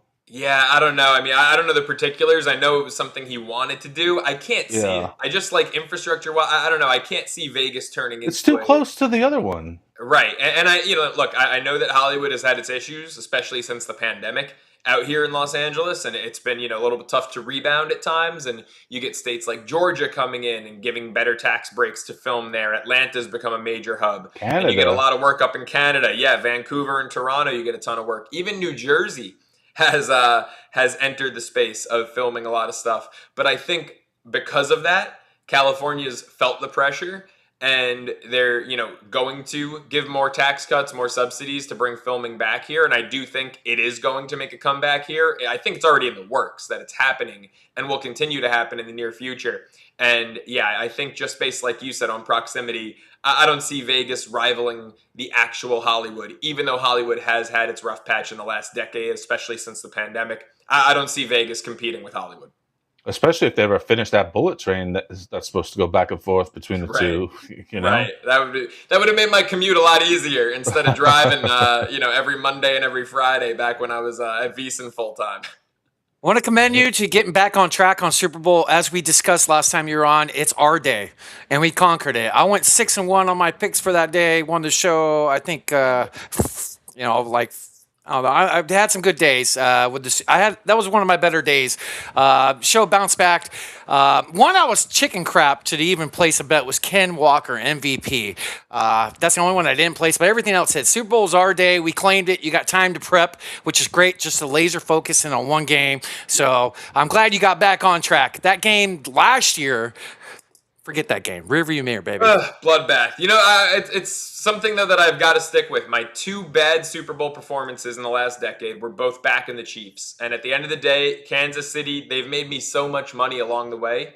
It's like I'd rather go down with them than go down, continue trying to say this is the week that, they stink. So I went down with them on 2 instances, but they made me a lot of money on the way there in each respective postseason. So it's, you got to back Mahomes and Reed and Kelsey in the playoffs at the end of the day. Joe, do you have 60 seconds to show you how much money this spreadsheet can make you? Joe's pickup line. We got Joe's spreadsheet we want to pull up, as we always do, being transparent for the boys. Inside joke for y'all that watched last time. Right, Joe? That was great. That's a great line at the bars for sure. How you doing this year? How you doing? How's things going? It's been great. I mean, year to date, I don't know off the top of my head. You could see if you go up to June 30th, it'll say what it was year to date as of June 30th. So I don't know if you pull it up right there. June 30th. Yeah. FIFA Week Cup, June 47.37 plus 11 units. Year to date, 296, 238 plus 85.4 units. So right there, so plus 85.5 units after June. I've had a profitable July, so I mean, I can't do the math, on the top of my head, but I would say we're up probably about 90 units this year. At least 85.5, and then whatever we've made in July on top of that. So yeah, it's been a pretty damn good year. Killing it. Great call with your call Sunday on the over on the Padres game.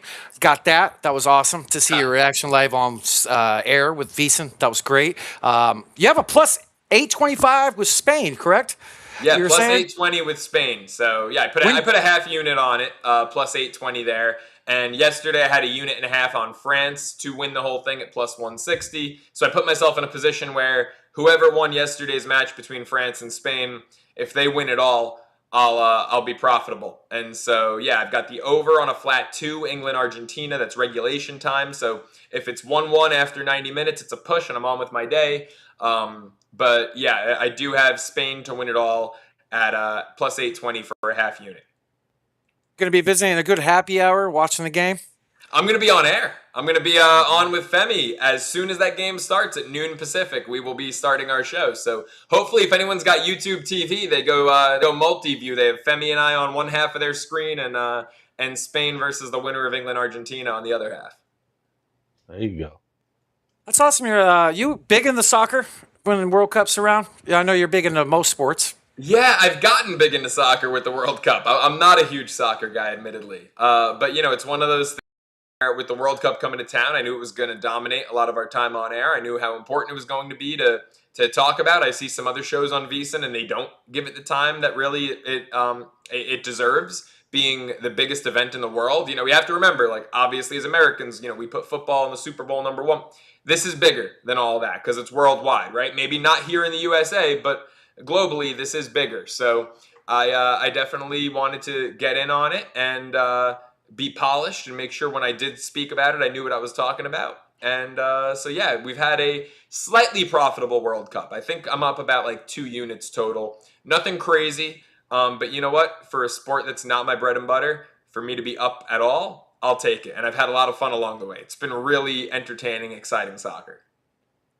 Hey, how was Radio Row? You killed it. A lot of your content. I forgot to ask you about that. Last time I talked to you, you were on the way to there. I know you had some great interviews, with Alexander and some other people as well. How did that experience treat you this year? Oh, it was great. It's always great. It's like a family reunion. You run into a lot of friends. You meet some new people. And yeah, it's always a great time. The interviews, the content, the networking, and the partying are top tier. I like that last part. I like that last part. Hey, Zoe is always a great guest. Oh, it's always entertaining when you guys talk, man. He always has something good, and we talked about him before. One of my favorite Cardinals. Just a great down-to-earth guy, very insightful as well. What's on the horizon for you for football? Are you doing stuff with CBS Sports? Are you doing anything on that avenue or doing any baseball analytics with them? Yeah, no, CBS and VSiN for football season. CBS predominantly right now baseball stuff, and then that'll pretty much carry me through the World Series with them, and then I'll pivot to football, mid-season when it comes to them. VSiN, obviously, whatever's going on a week-to-week basis is what I'm covering there. A little bit of everything, different dynamics as I'm, a host for one and an analyst for the other. But yeah, it'll be more of the same with each network. So I want to dive into MLB. I got a little clip I want to talk about with your team, the Mets, and what you discussed back then. And I want to see how you feel and your takes on the season so far this year. Am I good, Snoop? Yep. I'm not a fan. And I feel like a lot of people have come around after the Peralta deal and the Bo Bichette signing. And I'm going to stand on 10 toes here and tell you I am still not a fan, because I just thought that the order of operations of the moves, like the Bichette signing in a vacuum, sure, it looks great, right? Bo Bichette's a hell of a ball player. Why did we get there? Why did they feel the need to overpay Bichette? And, I come from the school of not my money, so I don't care what the numbers are. Cohen's a billionaire, one of the richest guys on the planet. Do whatever you want, not my money. But why did they kind of make that desperation grab when they did right after Kyle Tucker went to the Dodgers? It's because they had no plan, because their plan, and even if they had one, it wasn't being executed. They obviously wanted Kyle Tucker. Final 3 teams in were Mets, Blue Jays, Dodgers. He goes Dodgers. Mets made a comparable offer, but not quite that $60 million AAV that the Dodgers Was it made. close? Sorry to cut you. I heard 50. Okay. I heard 50. And I don't think Kyle Tucker is worth 50 or 60 AAV. Like, I think he's a damn good ball player, but I think the number is preposterous. He's not a Juan Soto or Ohtani type. So the Mets didn't get Tucker. I think they panicked and they signed Bichette. To me, the first priority on their list this offseason needed to be to keep 2 key cogs. And I'm okay with switching up some things. Brandon Nimmo, a lot of Mets fans were upset when they traded him. I was okay with it. Defensive value was plummeting. Average was dipping. I was okay with the Nimmo for Semien trade. I was also okay with letting Jeff McNeil go. There just wasn't a spot for him any longer. And I love McNeil, and I appreciate what he did in the past, 100-win season. He was a big part of that batting title, this, that, and the other. Those were appropriate. Pete Alonso, letting him walk, was an absolutely horrendous move that David Stearns did because he operates like he's still in Milwaukee. He operates like he's a small market guy, but he's in New York. Pete Alonso just became the Mets' all-time home run leader, which frankly is sad. The Mets have never had a guy get to 300 home runs, right? He's in the 250 range. Was it Hojo? Darryl. He passed Darryl. Okay. And a huge deal was made out of it.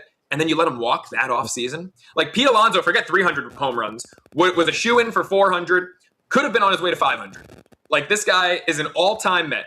And the way that they let him walk because they didn't want to go past 3 years was absolutely embarrassing. And then Edwin... He's beloved there too, right? Absolutely beloved. A huge part of the locker. Like, if you ask me, the biggest locker room guys, Lindor, Alonso, and Edwin Diaz was a huge locker room guy too.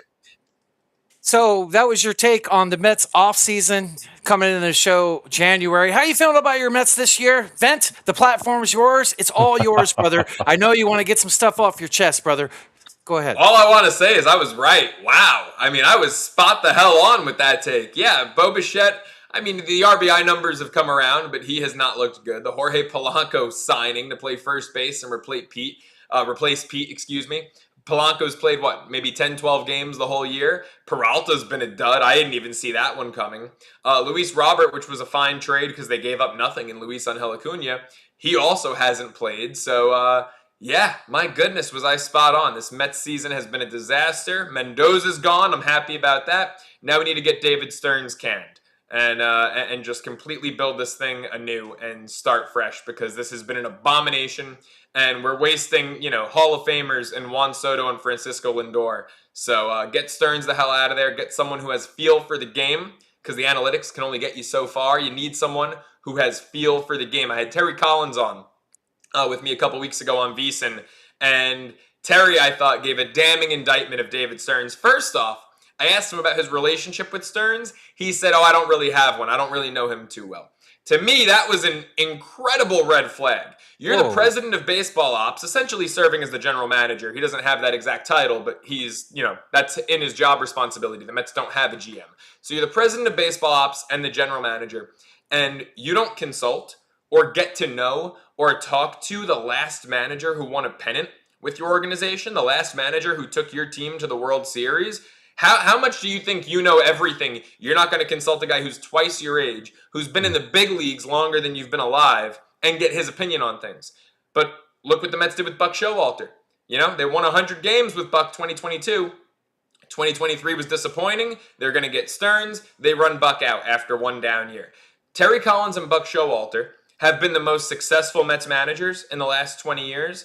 They're also the most adamantly, vehemently opposed to analytics of any Mets manager in the last 20 years. Maybe there's correlation there between the two guys who reject analytics and who have feel for the game versus compared to, their success. And they're the only two guys that have had success with the Mets. So, yeah, the Mets have a big issue. David Stearns thinks he knows everything with his analytics. He doesn't have feel for the game at all. And I saw it coming a mile away in January, as that clip showed. And where we are now, I didn't think it would be this bad. I didn't think it would be last place. I thought, second or third place. A team based on talent alone, I thought that they'd have, a win total in the mid-80s. I was on the under 90.5 preseason, but I thought they'd win 85, 86 games, be a wild card team. Man, this is bad. It is. Injuries don't help. Players underperforming. You called everything 7 months ago, just like what they should have done. I didn't think they'll do this bad, just like you said. What are they, 12 games out from a wild card? Like something like that. I mean, they have the second worst record in the National League. They're only Yeah, better than the horrible. Rockies.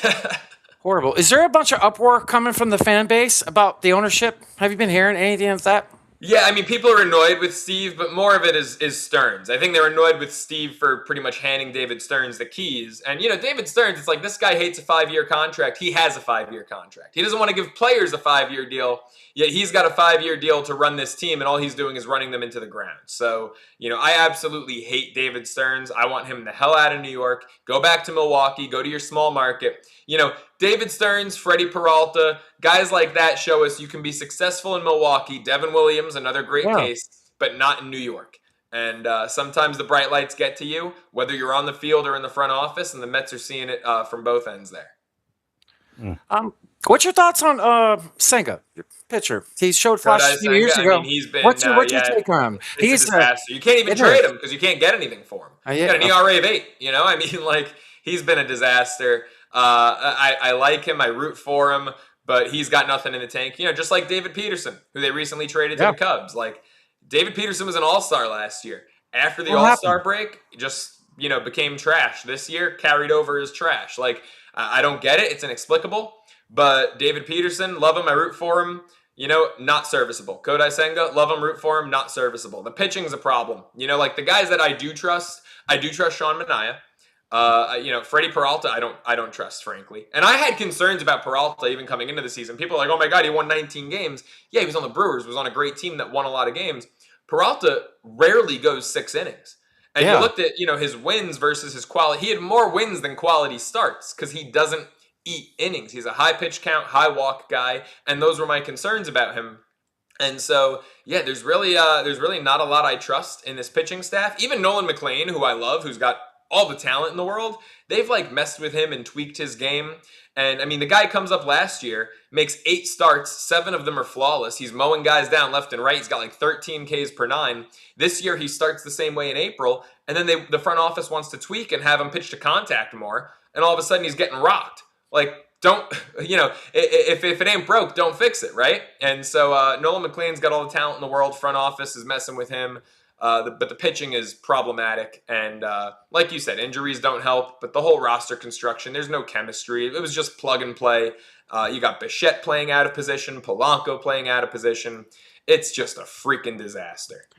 So now that that's out of the way, on to some good news. Congratulations to you and your New York Knickerbockers, brother.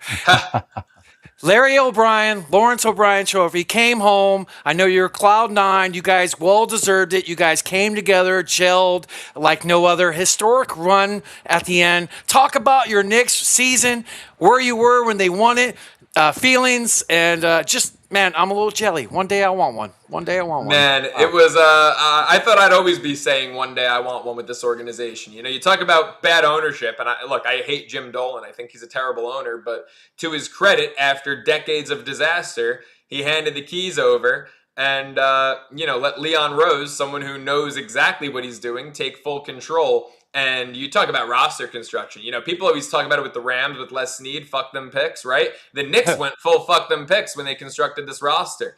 Traded all the picks for Bridges and Anunoby, and they signed Brunson, and they trade for Cat. Hey, it's not a homegrown team, but I'm okay with that, right? All 5 starters, none of them were drafted. The only draft picks they had were guys on the bench like Mitch Robinson, who was a huge bench factor, and Deuce McBride. But the starters were all trades or free agent signings, and they were just the right moves. This team has chemistry like none other. It's off the charts. And, you look at what they did in the postseason. I don't want to hear easy schedule. I mean, look at the last 4 winners. None of the last 4 NBA champions beat a team higher than a 4 seed, including in the NBA Finals. So the Knicks actually had the toughest opponent in the last 4 years with their final series against the San Antonio Spurs, So I don't want to hear about the easy path there. You beat who's in front of you. And to do it with the conviction that they did, to sweep a Philadelphia team that came back from down 3-1 and beat Boston was nothing shy of incredibly impressive. To then sweep Cleveland, the 20-point comeback in Game 1, and then they don't look back the rest of the series. San Antonio in 5. 3 of the 6 biggest single game comebacks in NBA history. That's not a fluke. Sorry. You do it once, maybe it's fluky. 3 of the 6 biggest single game comebacks in NBA Finals history. That is a team that is resilient, a team that doesn't quit, and a team that when they go on a run, just get the hell out of their way because they're just a freaking freight train coming through. This team was fun. I can't wait for them to run it back next year. They're going to have a very similar roster. They lost Mitch, replaced him with Drummond, obviously. But Shamet is back. Clarkson is back. A lot of the bench pieces are back. Mo Diawara, I think, is a name to watch out for. Mohamed Diawara. He got like no run in the playoffs, but I think that's because he was a free agent. And they were, I think they were trying to hide him a little bit. I think he's going to be a really good power forward off the bench. It's why they gave him a 4-year, I believe, $10 or $11 million deal to kind of lock him up at a fair price for a while. So I love the roster construction. I love the chemistry. I'm all in on this team. Repeating is a really tough thing to do, and I'm not going to sit here and say that they're going to repeat, but they're going to be in the mix for sure. It's probably the hardest thing to do in sports is to repeat. Oh, absolutely. Absolutely. But I will say they're going to be in the mix. Whether they repeat or not, I don't know. But they will be in the mix because Leon Rose and Mike Brown know how to work with these guys. And you know, the chemistry's off the charts. You know, they've got a lot of vets. There's no kids out there. They know their strengths. They know their weaknesses. They know when to turn it up, when to take a breather. And, you know, they know their bodies. They know the game. They know each other. It's really just like the chemistry's off the charts. I love this team. I'll tell you, I've been a fan. I've been pulling for the Knicks for the last 2 years. You know, as you know, a Suns fan, and I'm also a Miami Heat fan as well. So it's tough for me to sometimes pull for the Knicks. Right. But I've just been a big fan of what they did there, and especially with Bridges. I'm a big Bridges fan. You know, I'm happy for him. Yeah, Bridges got a lot of crap at times. You know, there were times where Bridges was a bit of a no-show out there when he took that last shot against the Hawks in the game where they lost, game 2.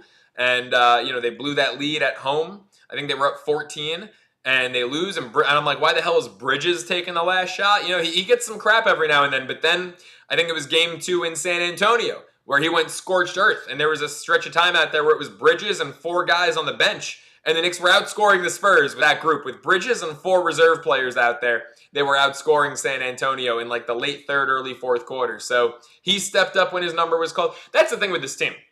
Everyone stepped up when their number was called. It was like a different guy almost every night. Brunson was the constant. He was the guy who every night you could rely on. But, you know, game 1 in San Antonio, it was Karl Anthony Towns. Game 2, it was Bridges. And then you have, you know, Alvarado coming off the bench with meaningful moments one game and Landry Shamet the other. Like, everyone stepped up at a different time. OG Anunoby in that historic 29-point comeback was the dude. Like, it's just an impossible team to not love.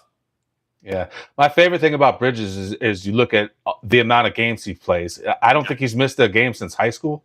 Yeah, he's an Iron Man, and he's a two-way guy. I mean, you know, what he does on defense is arguably more valuable than on offense. Yes, so. And when he puts his mind to it, that's what he was his first couple of years, kind of adapting more to the offense game when he went into Brooklyn. Playoff Bridges is awesome. And fuck them picks. We need to get Joe Ceraulo a shirt that says that with a Lawrence O'Brien on the back. You guys going on an incredible one. Didn't you have like a 41-1 stretch? Or something like that. For what was the record? You guys didn't lose for like it was 4 or 5 when weeks? they lost to the Hawks. They were down 2-1. They won 3 against Atlanta. They won 4 against Philly, 4 against Cleveland. So that's what, 11, and then the first 2 against San Antonio. So they won 13 straight. Overall, they were what, 16-3 in the postseason. But yeah, they had 13 straight wins. Is Jalen Brunson the best Knick of all time?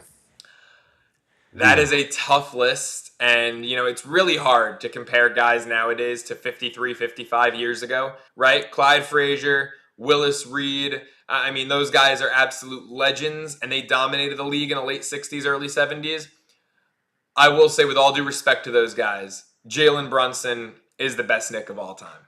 I mean, what he did in today's day and age, going up against a team led by Victor Wembanyama and all the talent that the Spurs had.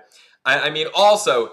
you want to talk about the best New Yorker of all time? Guy left 110 mil on the table. How many people would leave 10 mil on the table, let alone 110 mil, so that they could let the front office build their dream roster and deliver on a championship, attempt to deliver? You know, none of that. Jalen Brunson, There's an alternate universe where he retires without a ring. He left 110 mil on the table, and the Knicks never get past the Eastern Conference Finals, lost to Indiana, right? I mean, that vision came to fruition, which is something that seldom happens in sports, but it did for him, and that's priceless. 110 mil can't buy you that championship. So Jalen Brunson will never have to pay for a meal, an outing, a night out, in New York City ever again. And he sacrificed 110 mil, but what he got in return was immortality. So yeah, Jalen Brunson. I'll say top 5 Knicks all time. Give me Brunson 1. Give me Clyde 2. Give me Willis Reed 3. Patrick Ewing 4th. Although I'll tell you what, if we were just going based on talent, Ewing could be the top spot. But ultimately never got that ring. I'll go Ewing 4. And then number 5 is tough because you can look at the old teams, the guys who got the rings, like a Dave DeBusschere.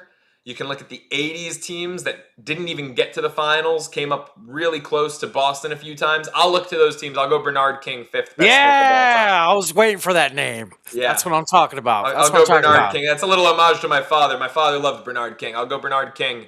I'm a big fan of Bernard King. I should say loves. I mean, it's not like, they're all still around. So my father Very loves underrated. Bernard King. I'll put King 5. I mean, it's tough, like a piece of me wants to put Melo 5. Piece of me wants to put a Dave DeBusschere there. Larry Johnson? I mean, love Latrell Larry Sprewell? Come on. How about Oakley? No love for Sprewell? Come on, free Oakley, baby. I love Oakley. Jim Dolan doesn't, but I do. Is Oakley allowed at the games now, or is he still banned? I think he was at San Antonio. He was there for the clincher for Game 5 in San Antonio. I think he's still banned from MSG. Jim Dolan, the only thing more I don't even want to say it. Guy's got the most fragile ego out there. He does. He does. Clip it. Yes. Yeah. No, James Dolan. I've already made peace with the fact I will never work at MSG Network. That is something that will never happen. Well, I hope that's not true, man. I've been way too. No, I mean Dolan owns it. I've been way too critical of Dolan on air, on social. I had a tweet go viral about his fragile ego. So I've been way too critical of Jim Dolan on air and on social media. So I will never work for MSG Network, but I have made peace with that. And that's fine because I'm not gonna sit here and lick his taint just because I want to get a paycheck out of the guy. Right. I'm gonna call it how I see it, and Jim Dolan is a disaster of an owner who fortunately got bailed out by Leon Rose, Mike Brown, and the guys wearing the jerseys. I love it.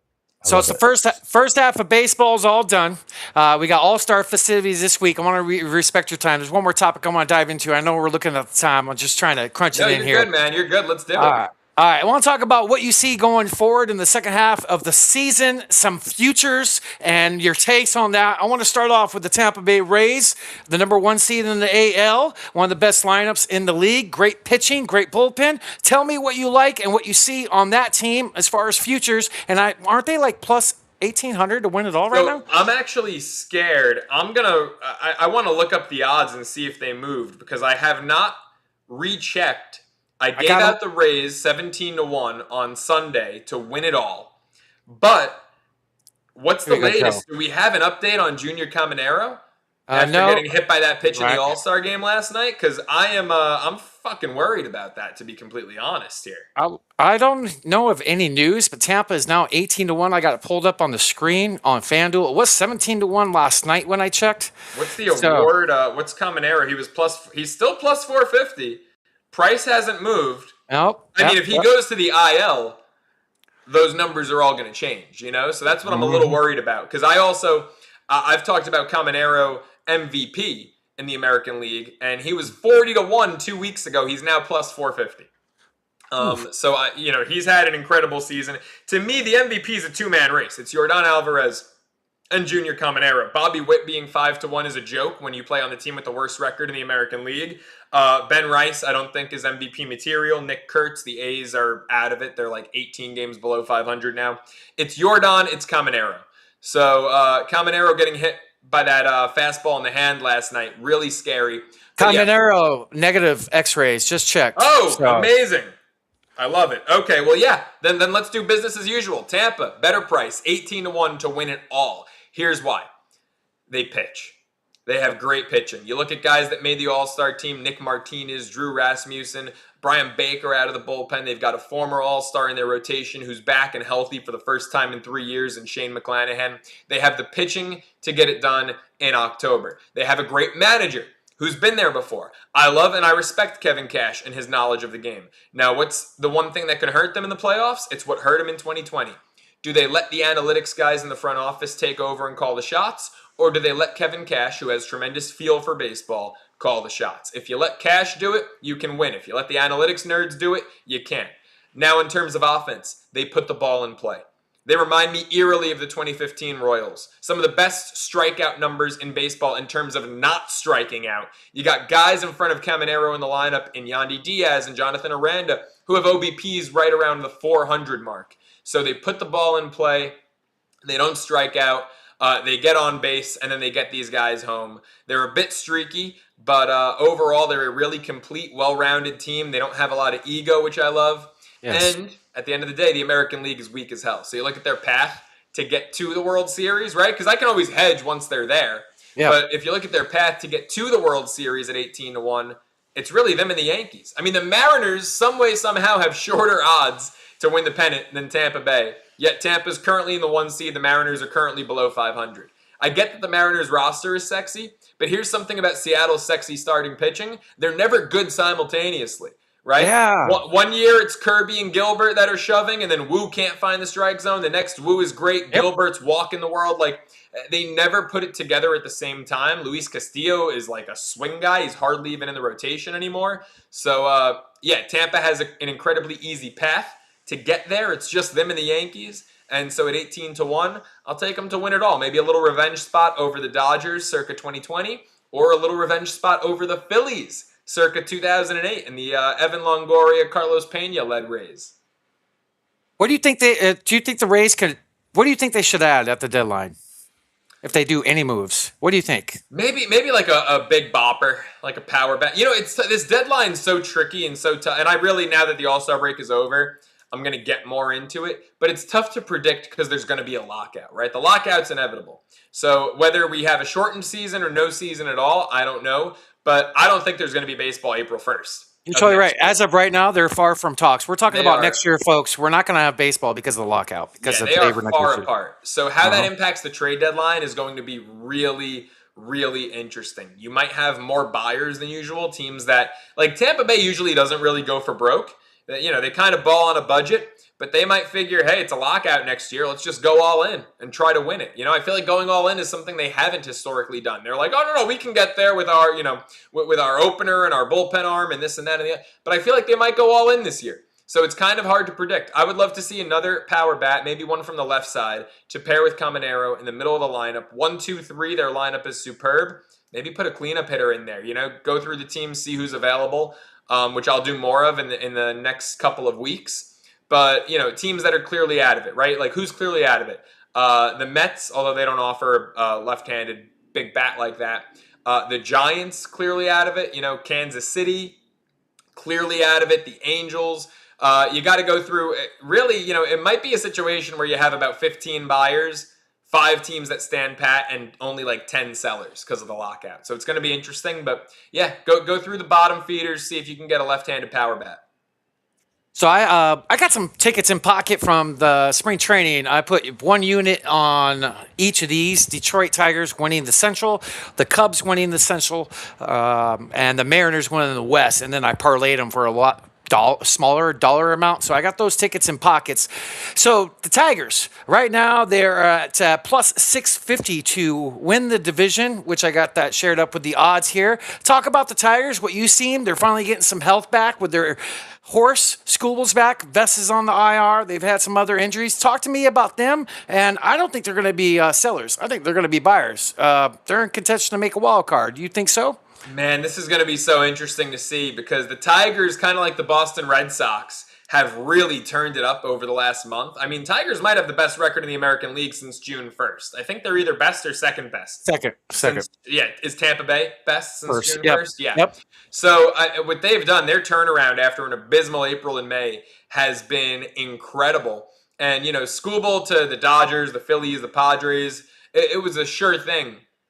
Now, all of a sudden, you know, I know you run the risk of losing him in the offseason, but if there is some sort of a salary cap or anything, maybe they don't lose him, depending on how things shake out. It's a risk, because you don't want to fail to win a World Series and then lose Skubal and get nothing in return, right? But you got to see the way things shake out. If there's no salary cap, Skubal's gone. If there's some sort of agreement, some sort of limit, maybe Detroit is a player for Skubal. If there's a salary floor, maybe it entices Detroit to go get Skubal. But I think right now that division is winnable. You mentioned that they're plus 650. I actually think, and it's a slight gamble. Maybe you lose $1 off the price. I'd rather divvy up a half unit on them to be the 2 seed and a half unit on them to be the 3 seed. 2 seed, I believe, is 16-1. 3 seed is 12-1. So if they end up with the 3 seed, you'd be getting like the same as plus 550. So you'd actually get slightly worse value. But if they get the 2 seed, you'd get slightly better value. So it's a risk, it's a gamble, or you could split the difference and just take them plus 650 to win the division. But I'd go the half unit on each, see if they can get up to that 2 seed and go that way for Detroit the rest of the way. I do think they can and will win that division. They've got a great manager in AJ Hinch. And, I gave them out minus 120 preseason to win the division. Laid juice on that. So now you're getting a lot of sexy plus prices, and I'm all in on that. I got them at minus 120 as well. What's your take on the Cubs this season and going forward? What do you think about how their season's been coming along? They're tough to figure. I mean, when they're on, they can rake. I don't love their pitching. They're inconsistent. They're really streaky. I mean, they've had winning and losing streaks of 10 games. 10 games? Yeah, two of them, yeah. What is it? 2 10-game winning streaks and a 10-game losing streak? Yes. So, yes. Yeah, I mean, the Cubs are really streaky. I don't think they're going to make noise in the playoffs. I think that they're, I know you said a division ticket. I think it's Milwaukee's division yet again. Some way, somehow, the Brewers just keep doing it. But I think the Cubs are a wild card team. Do you think, what should they make a move for? Starting pitching? Yeah, I think you got to go pitching. I mean, they can hit. I think you got to go pitching. Is this ownership going to spin compared to the last one with the Cubs? Yeah, I mean, they did with Bregman, right? So, they've shown us, they let Kyle Tucker go, but look at Kyle Tucker's been a disaster with the Dodgers. Thank God they didn't pay him. My God. I would have let Kyle Tucker go at $60 million. In fact, in that clip you ran back from January, I was saying Kyle Tucker is not worth the money that the Dodgers gave him. I was actually kind of happy the Mets didn't get him at $50 million a year, because it would have strategic why I did it. Yeah. Strategic. So I think letting Kyle Tucker go is the right move. I think bringing Bregman in, even though he struggled to start the year, was the right move. So yeah, I think that they'll spend. What's up with the Reds this year? What's up with them? I was high on them. Me too. They were the only overs. So preseason, I like the not the Phillies, excuse me, the Padres under 85.5 wins. I like the Mets under 90.5. I liked the Reds over 80.5. Just needed them to be 500, and I thought that, like last year, they'd be an 83, 84 win team. They've got an incredible manager in Terry Francona. Their pitching has struggled to stay healthy. Chase Burns is a heart attack. I love that kid. Hunter Green is back. Had a great outing the other day against the Cubs, but he's only made 2 starts this year. Lodolo and Abbott from the left side have fallen off a bit. The bats aren't really great. The Reds are a weird team. They started the year hot as hell. At one point, the NL Central, every team was over 500, and now they are in the basement there. And I don't know, maybe Francona regroups and gets them together. Last year, they were a second-half team. So I think this year, because they had such a good April, we're down on them because May, June, and early July have been rough. But maybe Francona regroups. Maybe they get to that 500 mark and get that over home for us. Am I crazy to even think about wagering on this? Just to make the playoffs right now, they're plus 2,500. The NL is so bunched up that it's hard to get behind. Is there an exact on them to be the 6th seed? Like, I know FanDuel offers that, because that's the only way, that they could do it, I think, right? Like, what am I going to look under their FanDuel? The Cubs and Phillies, like, they're in the 4-5 spot, and whether Philly wins the division or not, like, the Braves would replace them there. The 6th seed is the only way. What are they? They're 11? 7 in the loss behind Miami. 7 games in the loss column behind the Marlins. 8 games behind them. Yeah, I always look at the loss column. 8 games total, 7 in the loss column.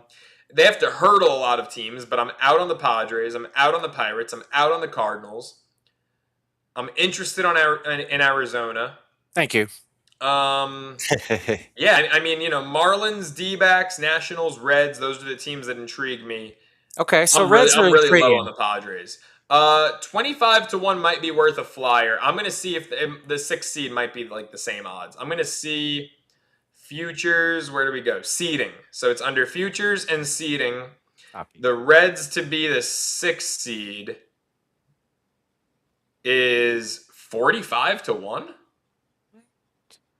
Wow. What? Yeah, to me, I mean, why not take a little bite? Like, Right? nothing substantial. But if you're looking at 25-1 for them to make the playoffs, 45 for the 6th seed. What does it have for the 7th? for what? Is so the 7th odds or the 6th? You said 6. 6th seed, yes. Okay. That's the last spot in the playoffs. That's They're 45-1. underperformed. They have definitely underperformed. Great manager. Suarez has not been batting. He showed some life this week. They're two great aces. If they ever come together, they scare the living heck out of me, just like Philadelphia's aces. Philadelphia, the Phillies. Sanchez kind of, home and away difference as far as how he's pitching, but Wheeler's balling, arguably one of the best pitchers in baseball. He's going to be mad, upset coming this second half, for his all-star snub. What should they add?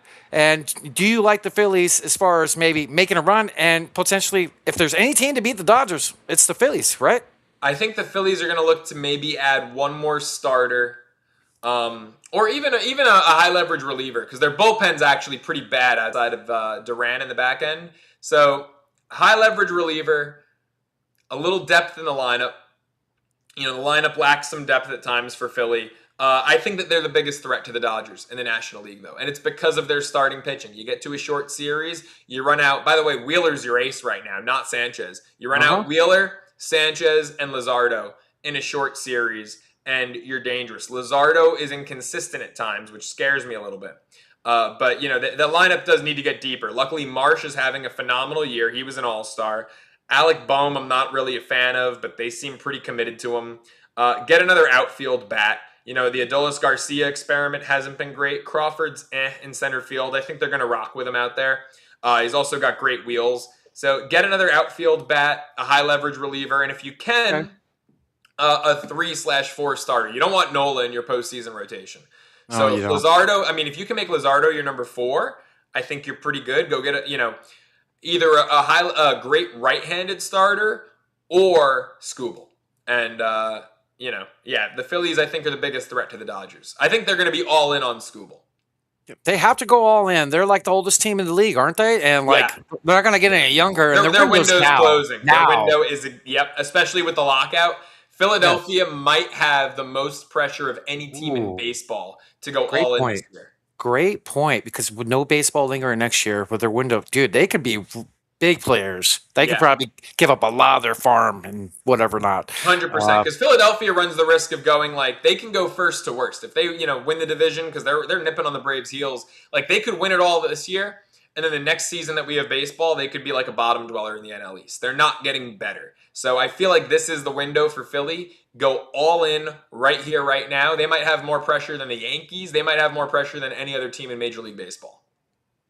Have you done your 16th stadium? Last time I talked to you, it was at 15. Have you come out to Arizona this year? Maybe I could be swayed. I could be tempted. I don't think. Shit. Have I been to a baseball game this year? I have not been to a Major League Baseball game. Joe.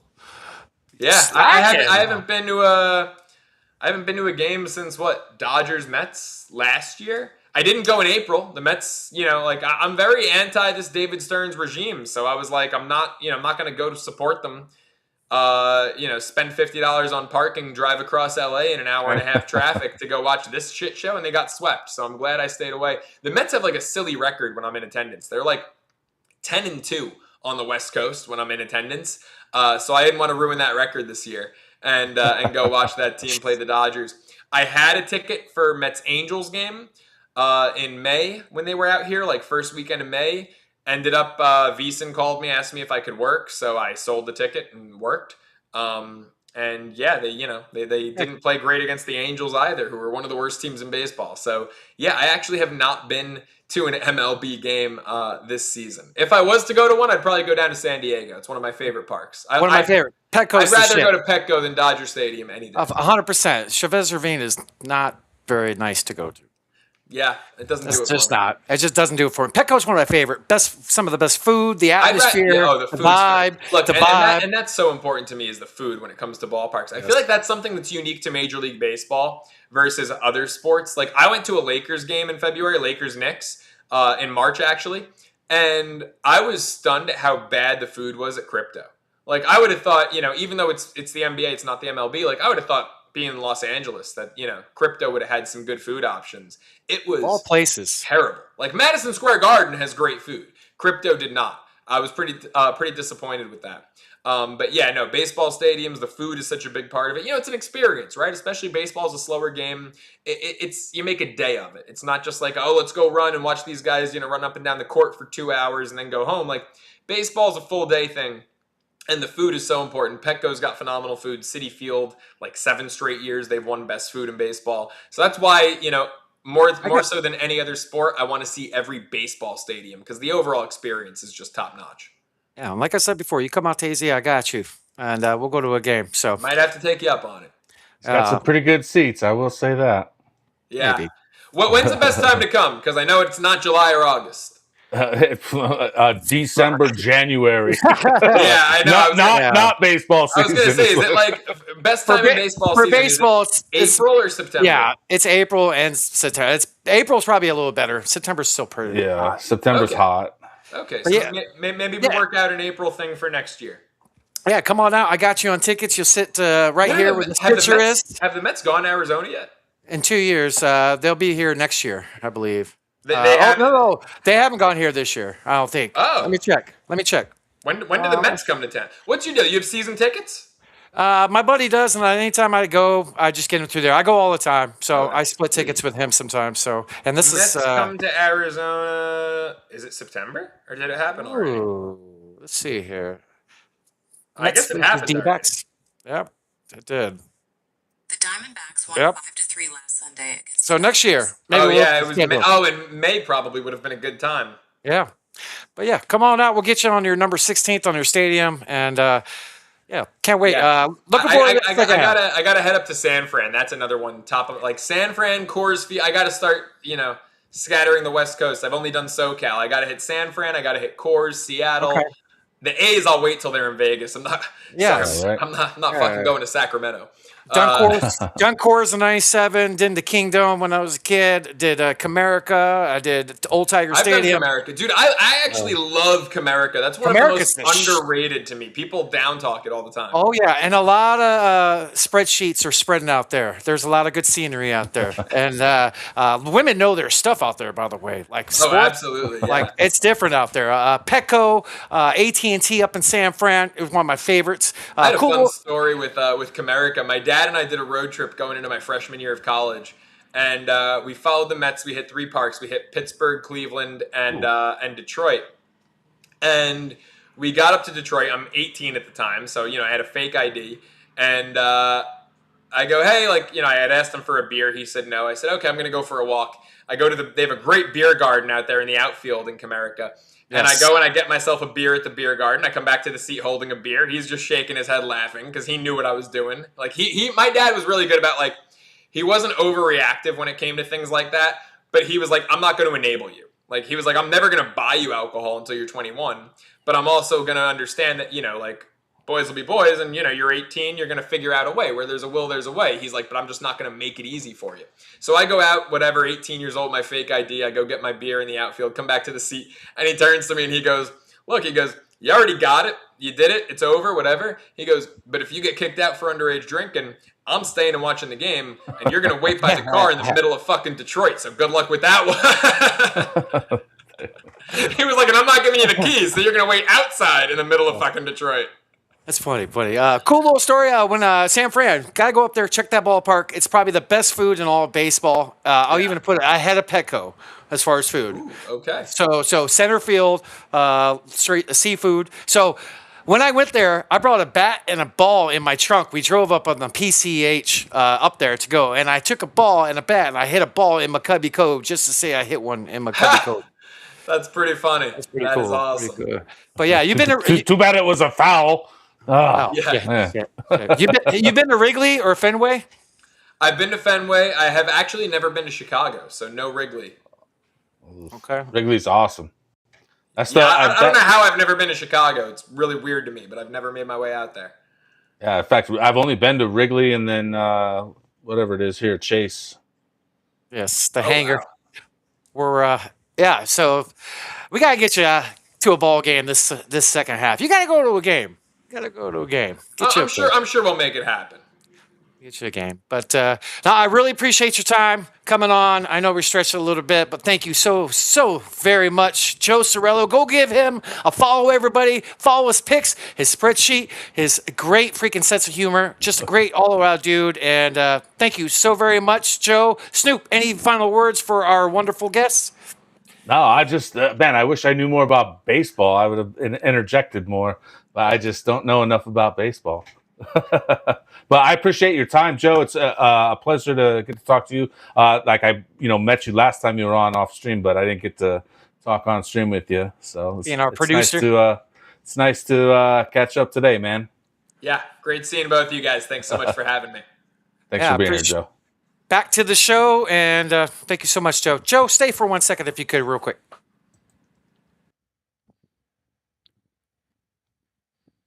Boom! There you have it, folks. Joe Ceraulo. What's up, Haywood? What up, Snoop? How you feeling, brother? Getting through. I got a crybaby dog behind me, just whining his ass off. I don't know if you guys can hear him, but he's just, What's his handle? Whose handle? The crying doggy. Tankenstein? Yes. Fucking Cyclops face. Boy, that was fun, man. Joe was awesome to have on, man. I hope everybody at home enjoyed the talk with him. Guy knows his stuff, man. He's one of the best bettors in the industry. Cool ass dude. Funny as hell, by the way.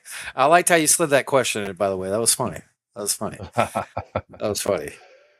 Oh, man. So what do we got going on here? First, we got some Arizona sports history. What you got first?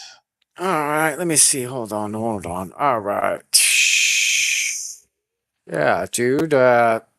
July 14, 2022, the Indiana Pacers signed DeAndre Ayton to a 4-year, $133 million max, the largest restricted free agent contract in history, giving Phoenix 48 hours to match or let him walk. 3 minutes later, the Phoenix Suns matched the contract.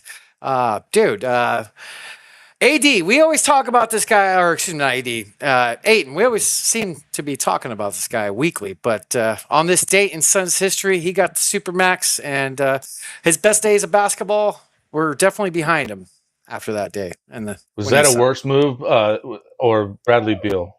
Which one's worse? Bradley Beal. I don't know, man. They're pretty bad, dude. They're pretty bad, brother. Pretty bad. Yeah. They should have let him walk to Indiana. Right. And they wanted him, on potential Sabonis trade before that, in the years leading up to that. So, I mean, anyway, enough about him. On this date, July 14th, back in 2004, Steve Nash getting drafted drafted him in the 1996 before trading him to Dallas in 1998, where he spent 6 seasons. Steve Nash became a 2-time All-Star, and his stats were 14.5 points, 8.8 assists, and 40% for three-point range. In 03-04, the Phoenix Suns signed Steve Nash to a 6-year, $66 million deal after trading his rights to Dallas, and as they say, the rest is history. The rest is history. Do you think if he didn't make it in the NBA, he would have been a soccer player? We see Steve Nash in the World Cup. Maybe not World Cup. I could see him some type of pro league. He was really damn good at it. Remember the All-Star game with him and Amari? The slam dunk contest when he was doing some trickery. It's like alley-oops. It's like dribbling the ball, But yeah. Didn't he do one off the head to Amari or something? Yeah, off the head, and I think he did like a 360 or a reverse or something. But yeah, good question. He was a damn good soccer player too. Damn good soccer player. Damn good. But let's see. You're crying in front of the whole world. You're supposed to be a tough dog.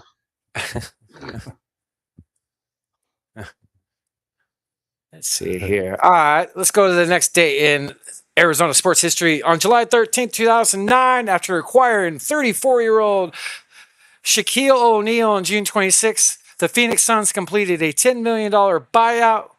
He would have been owed $14 million. Basically, the Suns buying him out. Shaq, man. The big, what was his nickname? The big cactus? But The big cactus, yep. Yeah. His best free throw shooting percentage ever in his career was his last year with the Suns, by the way. I think he shot like 67, 66%. Is that somewhere high? around there. Yeah, it was between 64 and 67, somewhere in there. But it was a career high, Snoop. Wow. That's I would not have guessed that high. I would have said maybe like 63. Right. Nice. But Shaq, that was crazy. That's crazy just thinking about how we had him. That was like after his peak of his career, like on the downslopes. We were first place in the West when we traded for him. You know, the Marion deal, Steve Kerr's first trade as GM. He was not a good GM. Yeah, not like well, you know, he gets a lot of credit in Golden State, but I mean, he kind of walked into that situation there. But, you know, like we established, he's the ultimate troll, so He is. Where would you rank Steve Nash on Snoop's all-time point guards? He's up there for sure. I mean, he's got to be definitely in the top 10. Okay, name players in front of him, off the top of your head. You know, Bob Cousy is the legend. Stockton, calm down, guy. Stockton's up there. Isaiah Thomas, you know, he's got a couple of chips, so he's got to be up there. All right, okay. Who else? Jason Kidd? Magic, you know, Magic's up there for sure. Ooh, good question. Chris Paul. No. You know, yeah, I mean, he's on a Nash level, no championships, but the thing about Chris Paul is I've had my suspicions about him. I think he was in on it with Scott Foster. So he's the, you know, he's part of the fix. I think Tank agrees with you. Yeah. He's not going to be allowed to podcast anymore. All right, on to the next this day in Arizona sports history. This is sad news, but we got to talk about it. It really happened. On July 11th, 2012, after 10 years and 2 MVPs with Phoenix, the Suns traded Steve Nash to the Los Angeles Lakers for 2 first-round picks in 2013 and in 2018, and 2 second-round draft picks. It's bad history. It's the only part of my life I stopped watching Suns basketball temporarily. That was awful. That was the Sarver dog days when we were horrible too. That was just awful. But got to talk about Steve Nash, 2-time MVP, getting traded on this date to the Los Angeles Lakers. And then in our next this date in Arizona sports history, way back in 2007 on July 11th, the Suns signed Grant Hill on a 2-year, check this out, Snoop, $3.8 million deal. Man, that's cheap. Thinking about it, because he played great for us, and we got to thank our training staff for that during that era. You know, Nash, Shaq, hurt players, Grant Hill, and guys, you got to remember, before his 5 ankle injuries, Grant Hill was arguably one of the best players in the league. He was in the argument, the question. Would you disagree? I mean, he was like all elite NBA every year before his injuries. The dude was a stud. But Grant Hill, 2 years, $3.8 million back in 2007. And check this out, Snoop. Alvin Adams gave him permission to wear number 33, which is pretty cool. I did not know that until recently. So Grant Hill. Wow. Grant Hill. Dude, young Grant Hill was the shit, wasn't he? Yeah, he was, dude. When I was a ball boy, he was a rookie. And I remember seeing him a couple times that season. Yeah, he was a stud. But just he's one of those players. If it, you imagine without the injuries where he would be. Yeah, totally. Like him. What did you say? 5 ankle surgeries. 5 ankle surgeries. Yeah, he had 5 on the same foot, and he had screws put in him one at a time. He was a 27, 7-7 type of guy in his prime. This guy was. You go look up his highlights, his crossovers, his moves, how he dunked on people. Fucking impressive. This guy was fucking the shit. And then when he came here, he kind of resurrected his career, in my opinion, with our training staff. He became somebody again. So he was important on those Suns teams. Nash loved him. Very smart. I'm not sure what he's up to today in today's day and age. I think he's an analyst or works somewhere, but I could see him being a coach. Yeah, he's an analyst somewhere. I forget where. Maybe on NBA TV. Maybe. I can't remember. But yeah, he's definitely very analytical and great, knowledge of the game for sure. Smart basketball player. He went to Duke, so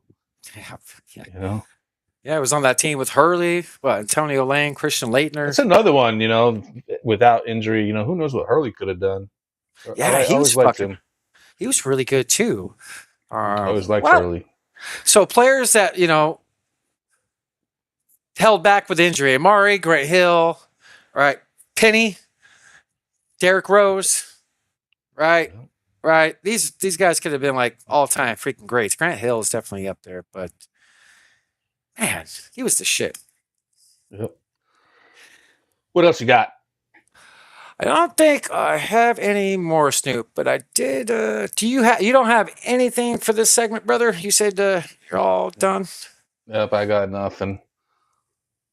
And then I gotta go see what this dog wants. He's fucking going bananas. All right, well, I just want something that just came up. Okay, all right. I can't pull it up on the screen because it's only available on my phone. It's not available on desktop. But check this out, Snoop. The NBA win totals for next year on FanDuel just dropped. I want you to take a guess where our Phoenix Suns stand. What does Vegas think that we're going to win for win totals next year? What is that number at? What do you think? What's your guess, brother? 45 games.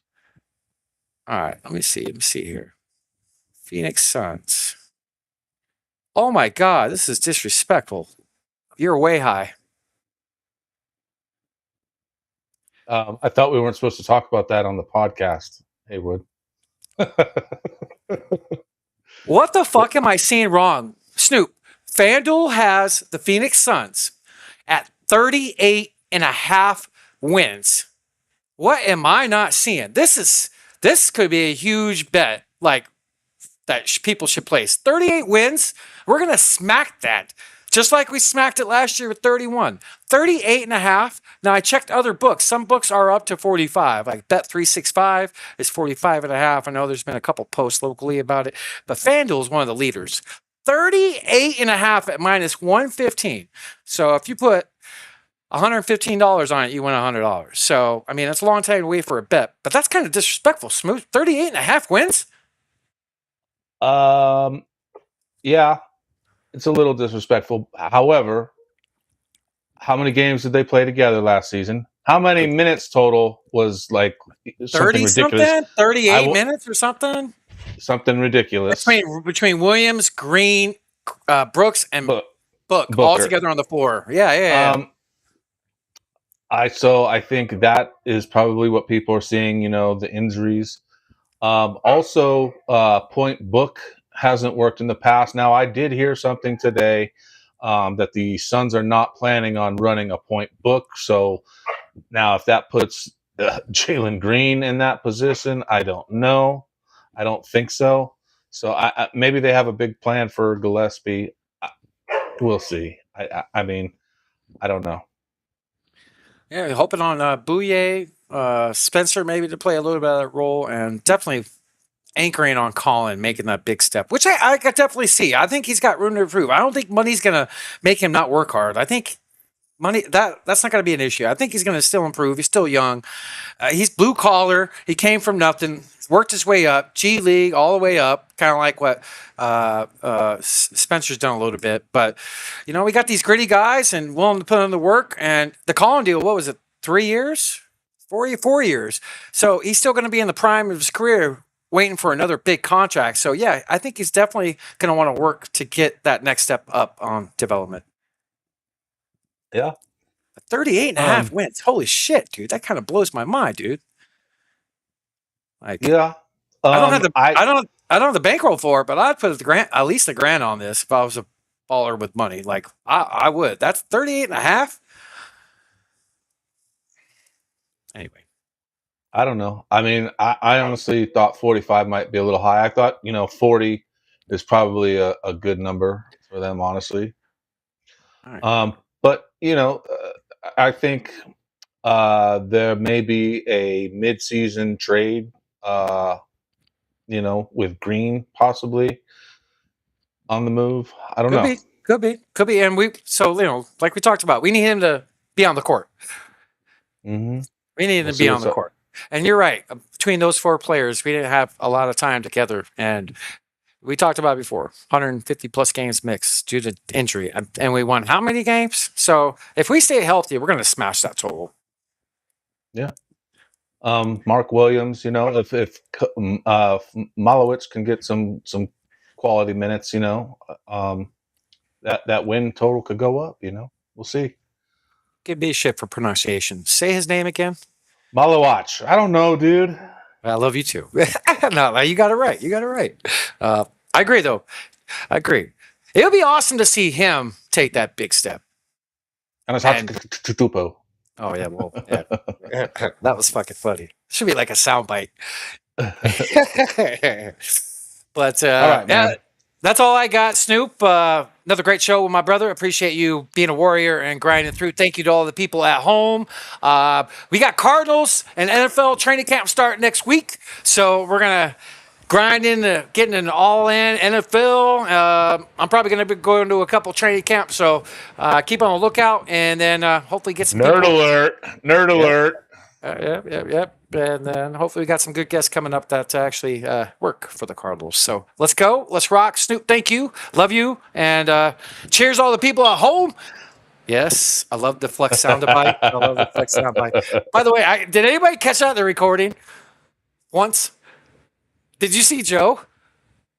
Did you see his reaction? Sorry, I have to. No. He was like, you didn't see it first. When you hit the button and he did it, he went. No, I didn't notice. I'll have to see it. Clip it, send it to me. But thank you everybody for tuning in. As always, it's been a blast. We look forward to seeing you next Thursday, same time everywhere. That's right, 8 p.m. Eastern, baby. And they're talking about ending daylight savings time, so no more shifting around. So that'll be nice. Very nice. So, yeah, another great show. Love everybody at home. Thank you for the support. It means a lot. And love your loved ones and family. Enjoy the time you have with them and win some money this weekend. And, have a great weekend, everybody. Show me the money! Good night, everybody. Peace.